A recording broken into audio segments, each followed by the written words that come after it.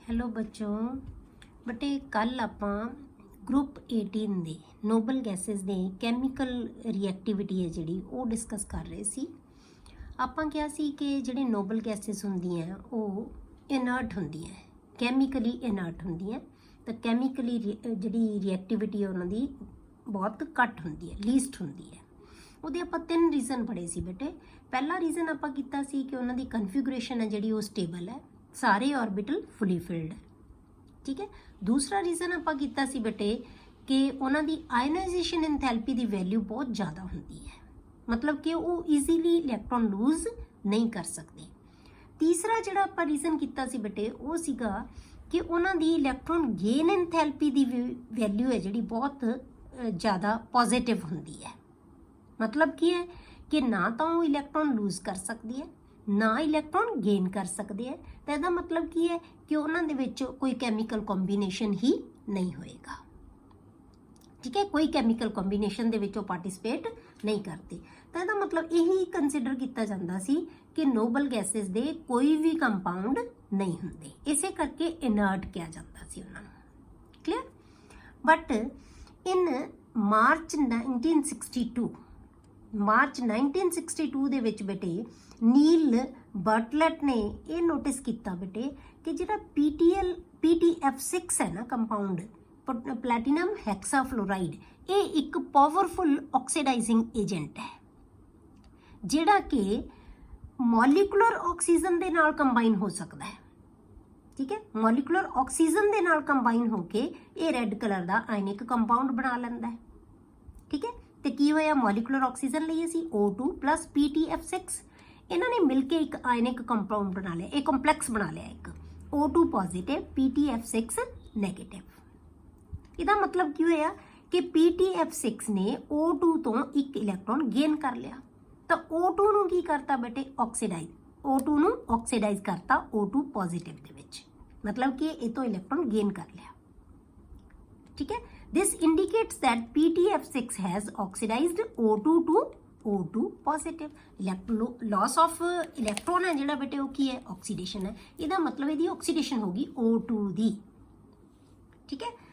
ਹੁਣ ਉਹਨੇ ਕੀ ਰਿਅਲਾਈਜ਼ ਕੀਤਾ ਬੇਟੇ ਕਿ ਜਿਹੜੀ ਮੋਲੀਕੂਲਰ ਆਕਸੀਜਨ ਹੈ ਇਹਦੀ ਫਸਟ ਆਇਓਨਾਈਜੇਸ਼ਨ ਐਂਥੈਲਪੀ ਹੈ ਜਿਹੜੀ ਉਹ ਤਕਰੀਬਨ ਜ਼ੀਨੋਨ ਦੀ ਜਿਹੜੀ ਫਸਟ ਆਇਓਨਾਈਜੇਸ਼ਨ ਐਂਥੈਲਪੀ ਹੈ ਉਹਦੇ ਬਰਾਬਰ ਹੈ ਤਕਰੀਬਨ। He realized that first ionization enthalpy of molecular oxygen 1175 kilojoules per mole was almost identical with that of xenon.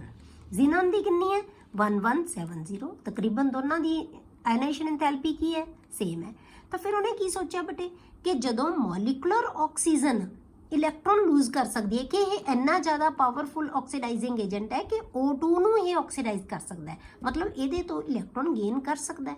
ਤਾਂ ਉਹਨੇ ਕੀ ਸੋਚਿਆ ਕਿ ਇਹ ਫਿਰ X ਤੋਂ ਵੀ, ਇਹੀ PTF6 ਹੈ ਜਿਹੜਾ XE ਤੋਂ ਵੀ ਜਾਂ ਜ਼ੀਨੋਨ ਤੋਂ ਵੀ ਇਹ ਇਲੈਕਟ੍ਰੋਨ ਗੇਨ ਕਰ ਸਕਦਾ ਹੈ। ਤਾਂ ਫਿਰ ਉਹਨੇ ਕੋਸ਼ਿਸ਼ ਕੀਤੀ, ਉਹਨੇ ਸੇਮ ਟਾਈਪ ਦਾ ਕੰਪਾਊਂਡ ਜ਼ੀਨੋਨ ਦੇ ਨਾਲ ਬਣਾਉਣ ਦੀ ਕੋਸ਼ਿਸ਼ ਕੀਤੀ, PTF6 ਦੇ ਨਾਲ ਜ਼ੀਨੋਨ ਦਾ। ਉਹਨੇ ਕੀ ਕੀਤਾ, ਦੋਨਾਂ ਨੂੰ ਮਿਕਸ ਕਰਤਾ, ਠੀਕ ਹੈ। ਜ਼ੀਨੋਨ ਨੂੰ ਤੇ PTF6 ਨੂੰ ਉਹਨੇ ਮਿਕਸ ਕੀਤਾ। ਤਾਂ ਉਹਨੇ ਜਦੋਂ ਉਹ ਕੰਪਾਊਂਡ ਬਣਾਉਣ ਦੇ ਵਿੱਚ ਸਕਸੈਸਫੁਲ ਵੀ ਹੋ ਗਿਆ ਬੇਟੇ, ਉਹ ਕੰਪਾਊਂਡ ਬਣ ਵੀ ਗਿਆ, ਠੀਕ ਹੈ। ਤਾਂ ਉਹ ਰੈੱਡ ਕਲਰ ਦਾ, ਔਰੇਂਜ ਰੈੱਡ ਕਲਰ ਦਾ ਜਿਹੜਾ ਉਹਦਾ ਕੰਪਾਊਂਡ ਹੈ ਉਹ ਬਣ ਗਿਆ, ਠੀਕ ਹੈ। ਉਹਨੇ ਕੀ ਕੀਤਾ, ਸੇਮ ਟਾਈਪ ਨਾਲ ਇੱਥੇ X ਲੈ ਲਿਆ, ਉਹਨੇ XE ਲੈ ਲਿਆ, XE plus PTF6, ਤਾਂ ਇੱਥੇ ਕੀ ਬਣ ਗਿਆ, XE ਪੋਜ਼ਿਟਿਵ PTF6 ਨੈਗੇਟਿਵ, ਠੀਕ ਹੈ। XE ਪੋਜ਼ਿਟਿਵ PTF6 ਨੈਗੇਟਿਵ, ਇਹ ਕੰਪਾਊਂਡ ਬਣ ਗਿਆ। ਇਸ ਕਿੱਦਾਂ ਦਾ ਕੰਪਾਊਂਡ ਸੀ, ਜੋ ਉਹਨੇ PTF6 ਦਾ O2 ਨਾਲ ਕੰਪਾਊਂਡ ਬਣਿਆ ਸੀ, ਠੀਕ ਹੈ। ਤਾਂ ਉਹ ਸੇਮ ਕੰਪਾਊਂਡ ਹੈ ਕਿਉਂਕਿ ਇਹਨਾਂ ਦੀ ਆਇਨਾਈਜੇਸ਼ਨ ਐਂਥੈਲਪੀ ਸੇਮ ਹੈ। ਦੂਸਰਾ ਇਹਨਾਂ ਦਾ ਜਿਹੜਾ O2 ਦਾ ਡਾਇਆਮੀਟਰ ਤੇ ਜ਼ੀਨਨ ਦਾ ਐਟੋਮਿਕ ਰੇਡੀਅਸ ਇਹ ਵੀ ਤਕਰੀਬਨ ਸੇਮ ਹੈ, ਤਾਂ ਦੋਨੋਂ ਚੀਜ਼ਾਂ ਉਹਨੇ ਦੇਖਿਆ ਕਿ ਉਹਨਾਂ ਦੇ ਸਾਈਜ਼ ਵੀ ਸੇਮ ਹੈ ਦੋਨਾਂ ਦੇ, ਤੇ ਉਹਨਾਂ ਦੀ ਆਇਨਾਈਜੇਸ਼ਨ ਐਂਥੈਲਪੀ ਵੀ ਤਕਰੀਬਨ ਸੇਮ ਹੈ, ਤਾਂ ਉਹ ਸੇਮ ਕੰਪਾਊਂਡ ਬਣਾ ਸਕਦੇ ਆ, ਔਰ ਕੰਪਾਊਂਡ ਬਣ ਵੀ ਗਿਆ, ਠੀਕ ਹੈ। ਕਾਹਦੇ ਨਾਲ ਬਣਿਆ, ਬਾਈ ਮਿਕਸਿੰਗ PTF6 ਐਂਡ ਜ਼ੀਨੋਨ। ਉਸ ਤੋਂ ਬਾਅਦ ਫਿਰ ਬੇਟੇ ਜ਼ੀਨੋਨ ਦੇ ਕਈ ਕੰਪਾਊਂਡ ਬਣਾਏ ਗਏ, ਕਈਆਂ ਕੰਪਾਊਂਡਸ ਦੀ ਸਿੰਥੇਸਿਸ ਕੀਤੀ ਗਈ, ਬਟ ਮੇਨਲੀ ਉਹ ਕਿਹਦੇ ਨਾਲ ਕੰਪਾਊਂਡ ਬਣਾਉਂਦੇ ਸੀ ਬੇਟੇ, ਜਿਹੜੇ ਐਲੀਮੈਂਟ ਬਹੁਤ ਜ਼ਿਆਦਾ ਨੈਗੇਟਿਵ ਸੀਗੇ, ਤੇ ਨੈਗੇਟਿਵ ਜਿਵੇਂ ਫਲੋਰੀਨ ਤੇ ਆਕਸੀਜਨ ਨਾਲ। ਜਿਹੜੇ ਮੈਕਸਿਮਮ ਜ਼ੀਨੋਨ ਨੇ ਕੰਪਾਊਂਡ ਬਣਾਏ ਉਹ ਕਿਹਦੇ ਨਾਲ ਬਣਾਏ, ਜਿਹੜੇ ਜ਼ਿਆਦਾ ਇਲੈਕਟ੍ਰੋਨੈਗੇਟਿਵ ਸਪੀਸ਼ੀਜ਼ ਸੀ ਉਹਨਾਂ ਦੇ ਨਾਲ, ਜਿਵੇਂ ਉਹਨਾਂ ਨੇ ਲਿਆ ਫਲੋਰੀਨ ਐਂਡ ਆਕਸੀਜਨ। ਠੀਕ ਹੈ। ਹੁਣ ਉਸ ਤੋਂ ਬਾਅਦ ਇਹਦੇ ਜਿਹੜੇ ਆਰਗਨ ਹੈ, ਨਿਓਨ ਹੈ, ਹੀਲੀਅਮ ਹੈ, ਇਹਨਾਂ ਦੇ ਕੋਈ ਟਰੂ ਕੰਪਾਊਂਡ ਨਹੀਂ ਹੈਗੇ, ਹਲੇ ਤੱਕ ਵੀ ਨਹੀਂ ਹੈਗੇ। ਜਿਹੜਾ ਕ੍ਰਿਪਟਨ ਹੈ ਇਹਦੇ ਕੁਝ ਕੰਪਾਊਂਡ ਹੈਗੇ ਆ, ਪਰ ਉਹਨਾਂ ਦੇ ਵਿੱਚੋਂ ਸਿਰਫ ਡਾਈਫਲੋਰਾਈਡ ਹੈ, ਜਿਹੜਾ ਕ੍ਰਿਪਟਨ ਦਾ ਡਾਈਫਲੋਰਾਈਡ KrF2 ਹੈ, ਇਹਦੀ ਹੀ ਸਟੱਡੀ ਕੀਤੀ ਗਈ ਹੈ। ਮਤਲਬ ਮੇਨ ਜਿਹੜੇ ਕੰਪਾਊਂਡ ਹੈ, ਇਹ ਮੰਨੋ ਤੁਸੀਂ ਕਿ ਜਿਹੜੇ ਮੇਨ ਕੰਪਾਊਂਡ ਹੈ ਨੋਬਲ ਗੈਸਿਸ ਦੇ, ਉਹ ਇਕੱਲੇ ਕਿਹਦੇ ਹੈ, ਜ਼ੀਨੋਨ ਦੇ ਹੈ, ਕੰਪਾਊਂਡਸ ਆਫ ਜ਼ੀਨੋਨ ਹੀ ਹੈ। ਸਿਰਫ ਆਪਾਂ ਸਟੱਡੀ ਵੀ ਜ਼ੀਨੋਨ ਦੇ ਕੰਪਾਊਂਡ ਹੀ ਕਰਨੇ ਆ, ਇਹਨਾਂ ਨੂੰ ਅਸੀਂ ਸਟੱਡੀ ਨਹੀਂ ਕਰਦੇ। ਠੀਕ ਹੈ। ਕੰਪਾਊਂਡਸ ਆਫ ਰੇਡੋਨ ਹੈਵ ਨਾਟ ਬਿਨ ਆਈਸੋਲੇਟਡ। ਹੁਣ ਰੇਡੋਨ ਕੀ ਹੈ ਬੇਟੇ, ਇਹ ਇੱਕ ਰੇਡੀਓ ਐਕਟਿਵ ਐਲੀਮੈਂਟ ਹੈ, ਇਹਦੇ ਕੰਪਾਊਂਡ ਆਈਸੋਲੇਟ ਤਾਂ ਹੋਏ ਨਹੀਂ, ਬਟ ਓਨਲੀ ਆਇਡੈਂਟੀਫਾਈ ਕੀਤੇ ਹੈ ਕਿ RnF2 ਕੰਪਾਊਂਡ ਵੀ ਹੈਗਾ, ਰੇਡੋਨ ਦਾ ਫਲੋਰਾਈਡ ਡਾਈਫਲੋਰਾਈਡ ਵੀ ਹੈਗਾ। ਇਹਨੂੰ ਕਿਵੇਂ ਟ੍ਰੇਸ ਕੀਤਾ, ਆਇਡੈਂਟੀਫਾਈ ਕਿਵੇਂ ਕੀਤਾ ਗਿਆ ਕਿ ਕੰਪਾਊਂਡ ਹੈਗਾ, ਬਾਈ ਰੇਡੀਓ ਟ੍ਰੇਸਰ ਟੈਕਨੀਕ ਦੇ ਨਾਲ। ਕੰਪਾਊਂਡ ਮਤਲਬ ਹੈਗਾ, ਪਰ ਜਿਹੜੇ ਮੇਨ ਕੰਪਾਊਂਡ ਸਟੱਡੀ ਕੀਤੇ ਜਾਂਦੇ ਆ ਉਹ ਕਿਹਦੇ ਹੈ, ਜ਼ੀਨੋਨ ਦੇ। ਔਰ ਜ਼ੀਨੋਨ ਦੇ ਵੀ ਕਿਹਦੇ ਨਾਲ ਕੰਪਾਊਂਡ ਬਣੇ ਹੋਏ ਆ ਬੇਟੇ, ਜ਼ਿਆਦਾ ਫਲੋਰੀਨ ਨਾਲ, ਜਾਂ ਫਲੋਰੀਨ ਤੇ ਆਕਸੀਜਨ ਨਾਲ, ਜਾਂ ਇਕੱਲੀ ਆਕਸੀਜਨ ਨਾਲ। ਕਲੀਅਰ। ਹੁਣ ਆਪਾਂ ਪੜ੍ਹਦੇ ਆ ਬੇਟੇ ਜ਼ੀਨੋਨ ਫਲੋਰਾਈਡ ਕੰਪਾਊਂਡਸ। ਪਹਿਲਾਂ ਆਪਾਂ ਫਲੋਰੀਨ ਨਾਲ ਇਕੱਲੇ ਕੰਪਾਊਂਡਸ ਪੜਾਂਗੇ ਇਹਦੇ। ਹੁਣ ਇਹ ਬਹੁਤ ਜ਼ਿਆਦਾ ਇੰਪੋਰਟੈਂਟ ਟੌਪਿਕ ਹੈ ਬੇਟੇ, ਇਹ ਜਿਹੜੇ ਕੰਪਾਊਂਡਸ ਆਫ ਜ਼ੀਨੋਨ ਹੈ, ਤੇ ਇਹਦੇ ਚੋਂ ਕੁਐਸਚਨ ਬਹੁਤ ਟਾਈਮਸ ਆਉਂਦਾ ਹੈ। ਮੈਂ ਤੁਹਾਨੂੰ ਅੱਜ ਕਿਹਾ ਵੀ ਸੀਗਾ ਕਿ ਤੁਸੀਂ ਇਹ ਜਿਹੜਾ ਲੈਕਚਰ ਹੈ ਉਹ ਜ਼ਰੂਰ ਮਿਸ ਨਹੀਂ ਕਰਨਾ, ਇਹ ਜ਼ਰੂਰ ਦੇਖਣਾ ਹੈ। ਠੀਕ ਹੈ। ਜ਼ੀਨੋਨ ਫਾਰਮਸ 3 ਬਾਈਨਰੀ ਫਲੋਰਾइड्स या कंपाउंड्स। ठीक है। 3 बाइनरी फ्लोराइड्स बनाते हैं, XeF2, XeF4 and XeF6। 2 oxidation state दे विच, 4 ऑक्सीडेशन स्टेट दे विच ते 6 ऑक्सीडेशन स्टेट दे विच। इत्थे दी पॉजिटिव 2 होएगी ऑक्सीडेशन स्टेट, इत्थे पॉजिटिव 4 होएगी, इत्थे पॉजिटिव 6 होएगी। तो यदि ऑक्सीडेशन स्टेट किहड़ियां हो सकदियां, पॉजिटिव 2 भी हो सकती है, पॉजिटिव 4 भी हो सकती है, पॉजिटिव 6 भी हो सकती है, पॉजिटिव 8 भी हो सकती है, क्योंकि ये वैलेंस शैल दे विच नंबर ऑफ इलैक्ट्रॉन्स कितने होंदे हैं बेटे, 8 होंदे हैं। ठीक है। दी मैक्सिमम ऑक्सीडेशन स्टेट 8 हो सकती है। जिवें आपां जिहड़ा आपां पढ़दे सी जदों पिछले ਜਿਹੜੇ ਹੈਲੋਜਨਸ ਕੀਤੇ ਸੀ, ਉਹਨਾਂ ਦੀ ਮੈਕਸਿਮਮ ਕਿੰਨੀ ਹੋ ਸਕਦੀ ਸੀ, 7 ਹੋ ਸਕਦੀ ਸੀ, ਇਹਦੀ ਮੈਕਸਿਮਮ 8 ਹੋ ਸਕਦੀ ਹੈ। ਬਾय ਦ ਡਾਇਰੈਕਟ ਰਿਐਕਸ਼ਨ ਆਫ ਐਲੀਮੈਂਟਸ। ਹੁਣ ਇਹਨਾਂ ਦੇ ਕੰਪਾਊਂਡ ਬਾਈਨਰੀ ਕੰਪਾਊਂਡ ਤਾਂ ਬਣਾਉਂਦੇ ਆ ਜ਼ੀਨੋਨ ਹੈ ਜਿਹੜੇ ਫਲੋਰੀਨ ਨਾਲ, ਕਿਵੇਂ ਬਣਦੇ ਆ, ਬਾय ਡਾਇਰੈਕਟ ਰਿਐਕਸ਼ਨ ਆਫ ਐਲੀਮੈਂਟਸ, ਮਤਲਬ ਜ਼ੀਨੋਨ ਤੇ ਫਲੋਰੀਨ ਦੇ ਅੰਡਰ ਐਪਰੋਪਰੀਏਟ ਐਕਸਪੈਰੀਮੈਂਟਲ ਕੰਡੀਸ਼ਨਸ। ਮਤਲਬ ਖਾਸ ਕੰਡੀਸ਼ਨਸ ਹੋਣੇ, ਕਿੰਨਾ ਟੈਂਪਰੇਚਰ ਚਾਹੀਦਾ ਹੈ, ਕਿੰਨਾ ਪ੍ਰੈਸ਼ਰ ਚਾਹੀਦਾ ਹੈ, ਉਹਦੇ ਅੰਡਰ ਇਹ ਜਿਹੜੇ ਰਿਐਕਸ਼ਨ ਹੈ, ਜਿਹੜੇ ਜਿਹੜਾ ਜ਼ੀਨੋਨ ਹੈ ਤੇ ਫਲੋਰੀਨ ਦੋਨੋਂ ਆਪਸ 'ਚ ਰਿਐਕਟ ਕਰਨਗੇ ਤਾਂ ਅਲੱਗ-ਅਲੱਗ ਤਰ੍ਹਾਂ ਦੇ ਕੰਪਾਊਂਡ ਬਣਾ ਲੈਣਗੇ। ਹੁਣ ਇਹ ਕੰਪਾਊਂਡ ਬਣਦੇ ਕੀ ਅਸੀਂ, XeF2 ਕਦੋਂ ਬਣੇਗਾ, 4 ਕਦੋਂ ਬਣੇਗਾ, 6 ਕਦੋਂ ਬਣੇਗਾ, ਇਹ ਸਿਰਫ ਇਹਨਾਂ ਦੀ ਪ੍ਰੋਪੋਰਸ਼ਨ ਦੇ ਵਿੱਚ ਫਰਕ ਹੋਏਗਾ। ਅਸੀਂ ਪ੍ਰੋਪੋਰਸ਼ਨ ਅਲੱਗ-ਅਲੱਗ ਲਵਾਂਗੇ ਤਾਂ ਇਹਦੀ ਜਿਹੜੀ ਹੈ ਪ੍ਰੈਪਰੇਸ਼ਨ ਹੈ ਉਹ ਹੋ ਜਾਏਗੀ। ਇਸ ਵਾਰ ਵੀ ਬੇਟੇ ਕੁਐਸਚਨ ਤੁਹਾਨੂੰ ਆਇਆ ਹੋਇਆ ਸੀ, ਇੱਕ ਤਾਂ ਜ਼ੀਨੋਨ ਦਾ ਕਿਵੇਂ ਬਣਾਉਣਾ ਹੈ, ਦੂਸਰਾ ਤੁਹਾਨੂੰ ਆਹ ਵਾਲਾ ਕੁਐਸਚਨ ਆਇਆ ਹੋਇਆ ਸੀ ਕਿ ਨੀਟ ਬਰਟਲੈਟ ਨੇ ਇਹ ਜਿਹੜੀ ਜ਼ੀਨੋਨ ਦੇ ਫਲੋਰਾਈਡਸ ਦੀ ਜਾਂ ਜ਼ੀਨੋਨ ਦੇ ਕੰਪਾਊਂਡਸ ਦੀ ਡਿਸਕਵਰੀ ਕਿਵੇਂ ਕੀਤੀ। ਇਹਦਾ ਕੁਐਸਚਨ ਐਤਕੀ ਆਇਆ ਹੋਇਆ, ਅੱਗੇ ਕਦੇ ਨਹੀਂ ਆਉਂਦਾ ਇਹ ਕੁਐਸਚਨ, ਇਸ ਵਾਰ ਇਹਦਾ ਕੁਐਸਚਨ ਆਇਆ ਹੋਇਆ ਹੈ। ਠੀਕ ਹੈ। ਤਾਂ ਧਿਆਨ ਨਾਲ ਇਹਨੂੰ ਵੀ ਦੇਖਣਾ। ਹੁਣ ਆਪਾਂ ਕਰਦੇ ਹਾਂ ਬੇਟੇ ਇਹਨਾਂ ਦੀ ਪ੍ਰੈਪਰੇਸ਼ਨ। ਸਭ ਤੋਂ ਪਹਿਲਾਂ ਆਪਾਂ XeF2 ਬਣਾਉਣੇ ਆ। XeF2 ਕਿਵੇਂ ਬਣੇਗਾ ਬੇਟੇ, Xe ਨੂੰ ਅਸੀਂ F2 ਦੇ ਨਾਲ, ਆਪਾਂ ਪਹਿਲਾਂ ਕਿਹਾ ਕਿ ਡਾਇਰੈਕਟ ਇਹਨਾਂ ਦਾ ਰਿਐਕਸ਼ਨ ਹੁੰਦਾ ਹੈ। F2 ਦੇ ਨਾਲ ਰਿਐਕਸ਼ਨ ਕੀਤਾ ਇਹਦਾ, ਤਾਂ ਸਮ ਕੰਡੀਸ਼ਨਸ ਕੀ ਚਾਹੀਦੀਆਂ, 673 ਕੈਲਵਿਨ ਟੈਂਪਰੇਚਰ ਚਾਹੀਦਾ ਹੈ, 1 ਬਾਰ ਪ੍ਰੈਸ਼ਰ ਚਾਹੀਦਾ ਹੈ। ਪਰ ਹੁਣ ਇੱਥੇ ਕੀ ਕਰਨਾ, ਆਪਾਂ ਜ਼ੀਨੋਨ ਨੂੰ ਐਕਸੈਸ ਦੇ ਵਿੱਚ ਲੈਣਾ। ਜਦੋਂ ਅਸੀਂ ਜ਼ੀਨੋਨ ਨੂੰ ਐਕਸੈਸ 'ਚ ਲਵਾਂਗੇ ਤਾਂ ਫਿਰ XeF2 ਬਣੇਗਾ। ਇਹ ਇੱਕ ਕ੍ਰਿਸਟਲਾਈਨ ਸੋਲਿਡ ਬਣ ਜਾਂਦਾ ਬੇਟੇ, XeF2। ਠੀਕ ਹੈ। ਹੁਣ ਜੇ ਅਸੀਂ ਇਹਨਾਂ ਦੀ Xe ਤੇ F2 ਦੀ ਪ੍ਰੋਪੋਰਸ਼ਨ ਚੇਂਜ ਕਰ ਦਈਏ 1:5 ਰੇਸ਼ੋ ਲੈ ਲਈਏ, ਇਹ 2:1 ਹੁੰਦੀ ਹੈ ਇਹਨਾਂ ਦੀ, ਕਿ 2:1 ਦੀ ਰੇਸ਼ੋ 'ਚ ਹੁੰਦਾ, ਮਤਲਬ ਜ਼ੀਨੋਨ ਜ਼ਿਆਦਾ ਹੁੰਦਾ ਫਲੋਰੀਨ ਘੱਟ ਹੁੰਦਾ। ਹੁਣ ਅਸੀਂ ਫਲੋਰੀਨ ਨੂੰ ਜ਼ਿਆਦਾ 5 ਟਾਈਮਸ ਹੋ ਗਿਆ ਫਲੋਰੀਨ, ਤਾਂ 1:5 ਰੇਸ਼ੋ ਦੇ ਵਿੱਚ ਲੈ ਲਿਆ। ਇਹ ਨਹੀਂ ਦੇਖਣਾ ਕਿ ਅਸੀਂ ਇੱਥੇ 2 ਲਗਾਇਆ ਤੇ 1 ਲਗਾਇਆ, ਤਾਂ ਨੰਬਰ ਆਫ ਮੋਲਸ ਹੈ, ਤਾਂ ਬੈਲੈਂਸਿੰਗ ਹੈ ਇਕੁਏਸ਼ਨ ਦੀ। ਪ੍ਰੋਪੋਰਸ਼ਨ ਕਿਵੇਂ ਲੈਣਾ, ਫਲੋਰੀਨ 5 ਟਾਈਮਸ ਲਵਾਂਗੇ, ਜ਼ੀਨੋਨ ਹੈ ਜਿਹੜਾ 1 ਟਾਈਮ ਲਵਾਂਗੇ, ਠੀਕ ਹੈ। ਤਾਂ ਹੁਣ ਸਾਨੂੰ ਟੈਂਪਰੇਚਰ ਕਿੰਨਾ ਚਾਹੀਦਾ, 873 ਕੈਲਵਿਨ ਐਂਡ 7 ਬਾਰ ਪ੍ਰੈਸ਼ਰ। ਤਾਂ ਫਿਰ ਸਾਡੇ ਕੋਲੇ ਕੀ ਬਣੇਗਾ ਬੇਟੇ, XeF4 ਬਣੇਗਾ, ਜੇ ਅਸੀਂ ਇਹ ਪ੍ਰੋਪੋਰਸ਼ਨਸ ਲੈ ਲਾਂਗੇ। ਕਲੀਅਰ। ਹੁਣ ਜੇ ਅਸੀਂ ਬੇਟੇ ਹੋਰ ਵਧਾ ਦਈਏ, ਜਿਹੜੀ ਐਕਸੈਸ ਦੇ ਵਿੱਚ ਤਾਂ ਅਸੀਂ ਪਹਿਲਾਂ ਹੀ ਲਿਆ, ਜਦੋਂ ਫਲੋਰੀਨ ਨੂੰ ਐਕਸੈਸ 'ਚ ਲਵਾਂਗੇ ਜਾਂ F4 ਬਣੇਗਾ ਜਾਂ F6 ਬਣੇਗਾ, ਪਰ ਐਕਸੈਸ ਦੇ ਵਿੱਚ ਵੀ ਪ੍ਰੋਪੋਰਸ਼ਨ ਦਾ ਫਰਕ ਹੈ, ਇਹ 1:5 ਹੈ, ਇਹ 1:20 ਹੈ। ਮਤਲਬ ਜੇ ਬਹੁਤ ਜ਼ਿਆਦਾ ਅਮਾਊਂਟ ਦੇ ਵਿੱਚ ਅਸੀਂ ਫਲੋਰੀਨ ਲਵਾਂਗੇ ਤਾਂ ਫਿਰ XeF6 ਬਣ ਜਾਏਗਾ। ਇਹਦਾ ਟੈਂਪਰੇਚਰ ਕੀ ਹੈ ਬੇਟੇ, 573 ਕੈਲਵਿਨ ਐਂਡ 60 to 70 ਬਾਰ ਜੇ ਪ੍ਰੈਸ਼ਰ ਲਵਾਂਗੇ ਆਪਾਂ। ਇੱਥੇ ਸਿਰਫ 7 ਬਾਰ ਸੀ, ਇੱਥੇ ਸਿਰਫ 1 ਬਾਰ ਸੀ, ਹੁਣ ਕੀ ਹੈ ਬੇਟੇ 60 to 7 ਬਾਰ ਦੇ ਵਿੱਚ, ਤਾਂ ਫਿਰ ਕੀ ਬਣੇਗਾ, XeF6 ਬਣ ਜਾਏਗਾ, ਠੀਕ ਹੈ। ਤਾਂ ਤਿੰਨਾਂ ਦੀ ਜਿਹੜੀ ਹੈਗੀ ਬਟ ਪ੍ਰੋਪੋਰਸ਼ਨ ਹੈ ਜਿਹੜੀ ਉਹ ਡਿਫਰੈਂਟ ਹੈ, ਤੇ ਕੰਡੀਸ਼ਨਸ ਹੈ ਜਿਹੜੀਆਂ ਉਹ ਡਿਫਰੈਂਟ ਹੈ, ਤਾਂ ਤਿੰਨਾਂ ਦੀ ਪ੍ਰੈਪਰੇਸ਼ਨ ਹੈ ਜਿਹੜੀ ਉਹ ਹੋ ਜਾਂਦੀ ਹੈ।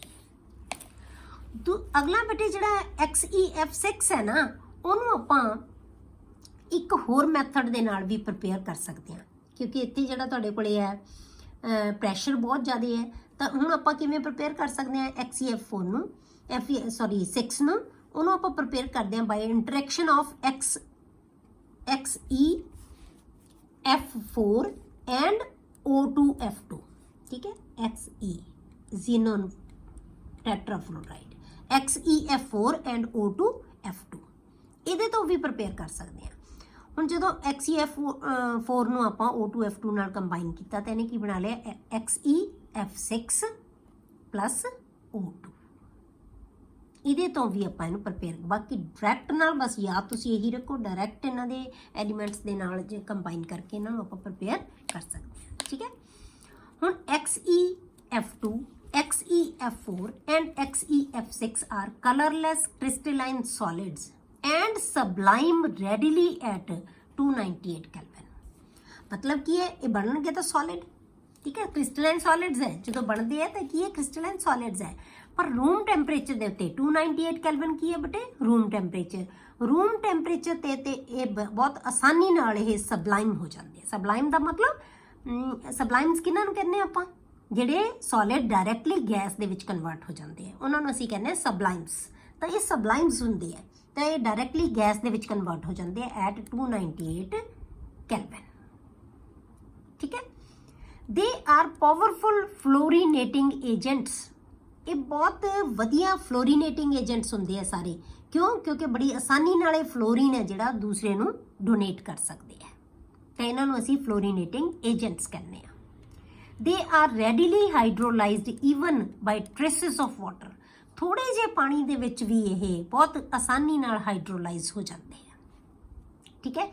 ਜਿਵੇਂ ਆਪਾਂ XeF2 ਲੈ ਲਿਆ, ਵਾਟਰ ਇਹਦੇ ਵਿੱਚ ਐਡ ਕੀਤਾ ਤਾਂ ਇਹਨੇ ਕੀ ਬਣਾ ਲਿਆ, Xe plus 4HF plus O2, ਮਤਲਬ ਕੀ ਹੈ, Xe ਬਣ ਗਿਆ, HF ਬਣ ਗਿਆ ਤੇ O2 ਬਣ ਗਿਆ। ਮਤਲਬ ਇਹਨਾਂ ਦੀ ਹਾਈਡਰੋਲਿਸਿਸ ਹੈ ਜਿਹੜੀ ਬਹੁਤ ਆਸਾਨੀ ਨਾਲ ਹੋ ਜਾਂਦੀ ਹੈ।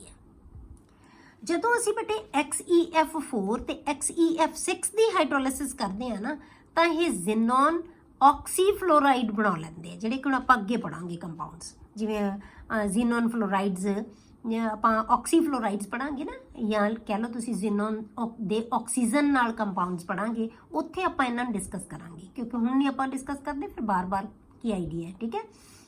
ਤਾਂ ਜਦੋਂ ਆਪਾਂ XeF4 ਤੇ XeF6 ਦੀ ਹਾਈਡਰੋਲਿਸਿਸ ਕਰਦੇ ਆ ਤਾਂ ਉਦੋਂ ਕੀ ਹੈ, ਇਹ ਜ਼ੀਨੋਨ ਆਕਸੀਫਲੋਰਾਈਡ ਕੰਪਾਊਂਡਸ ਬਣਾਉਂਦੇ ਆ। ਤਾਂ ਆਪਾਂ ਨੈਕਸਟ ਹੀ ਹੁਣ ਪੜਾਂਗੇ ਕਿ ਜ਼ੀਨੋਨ ਦੇ ਆਕਸੀਫਲੋਰਾਈਡ ਕੰਪਾਊਂਡਸ ਕੀ ਹੁੰਦੇ ਆ।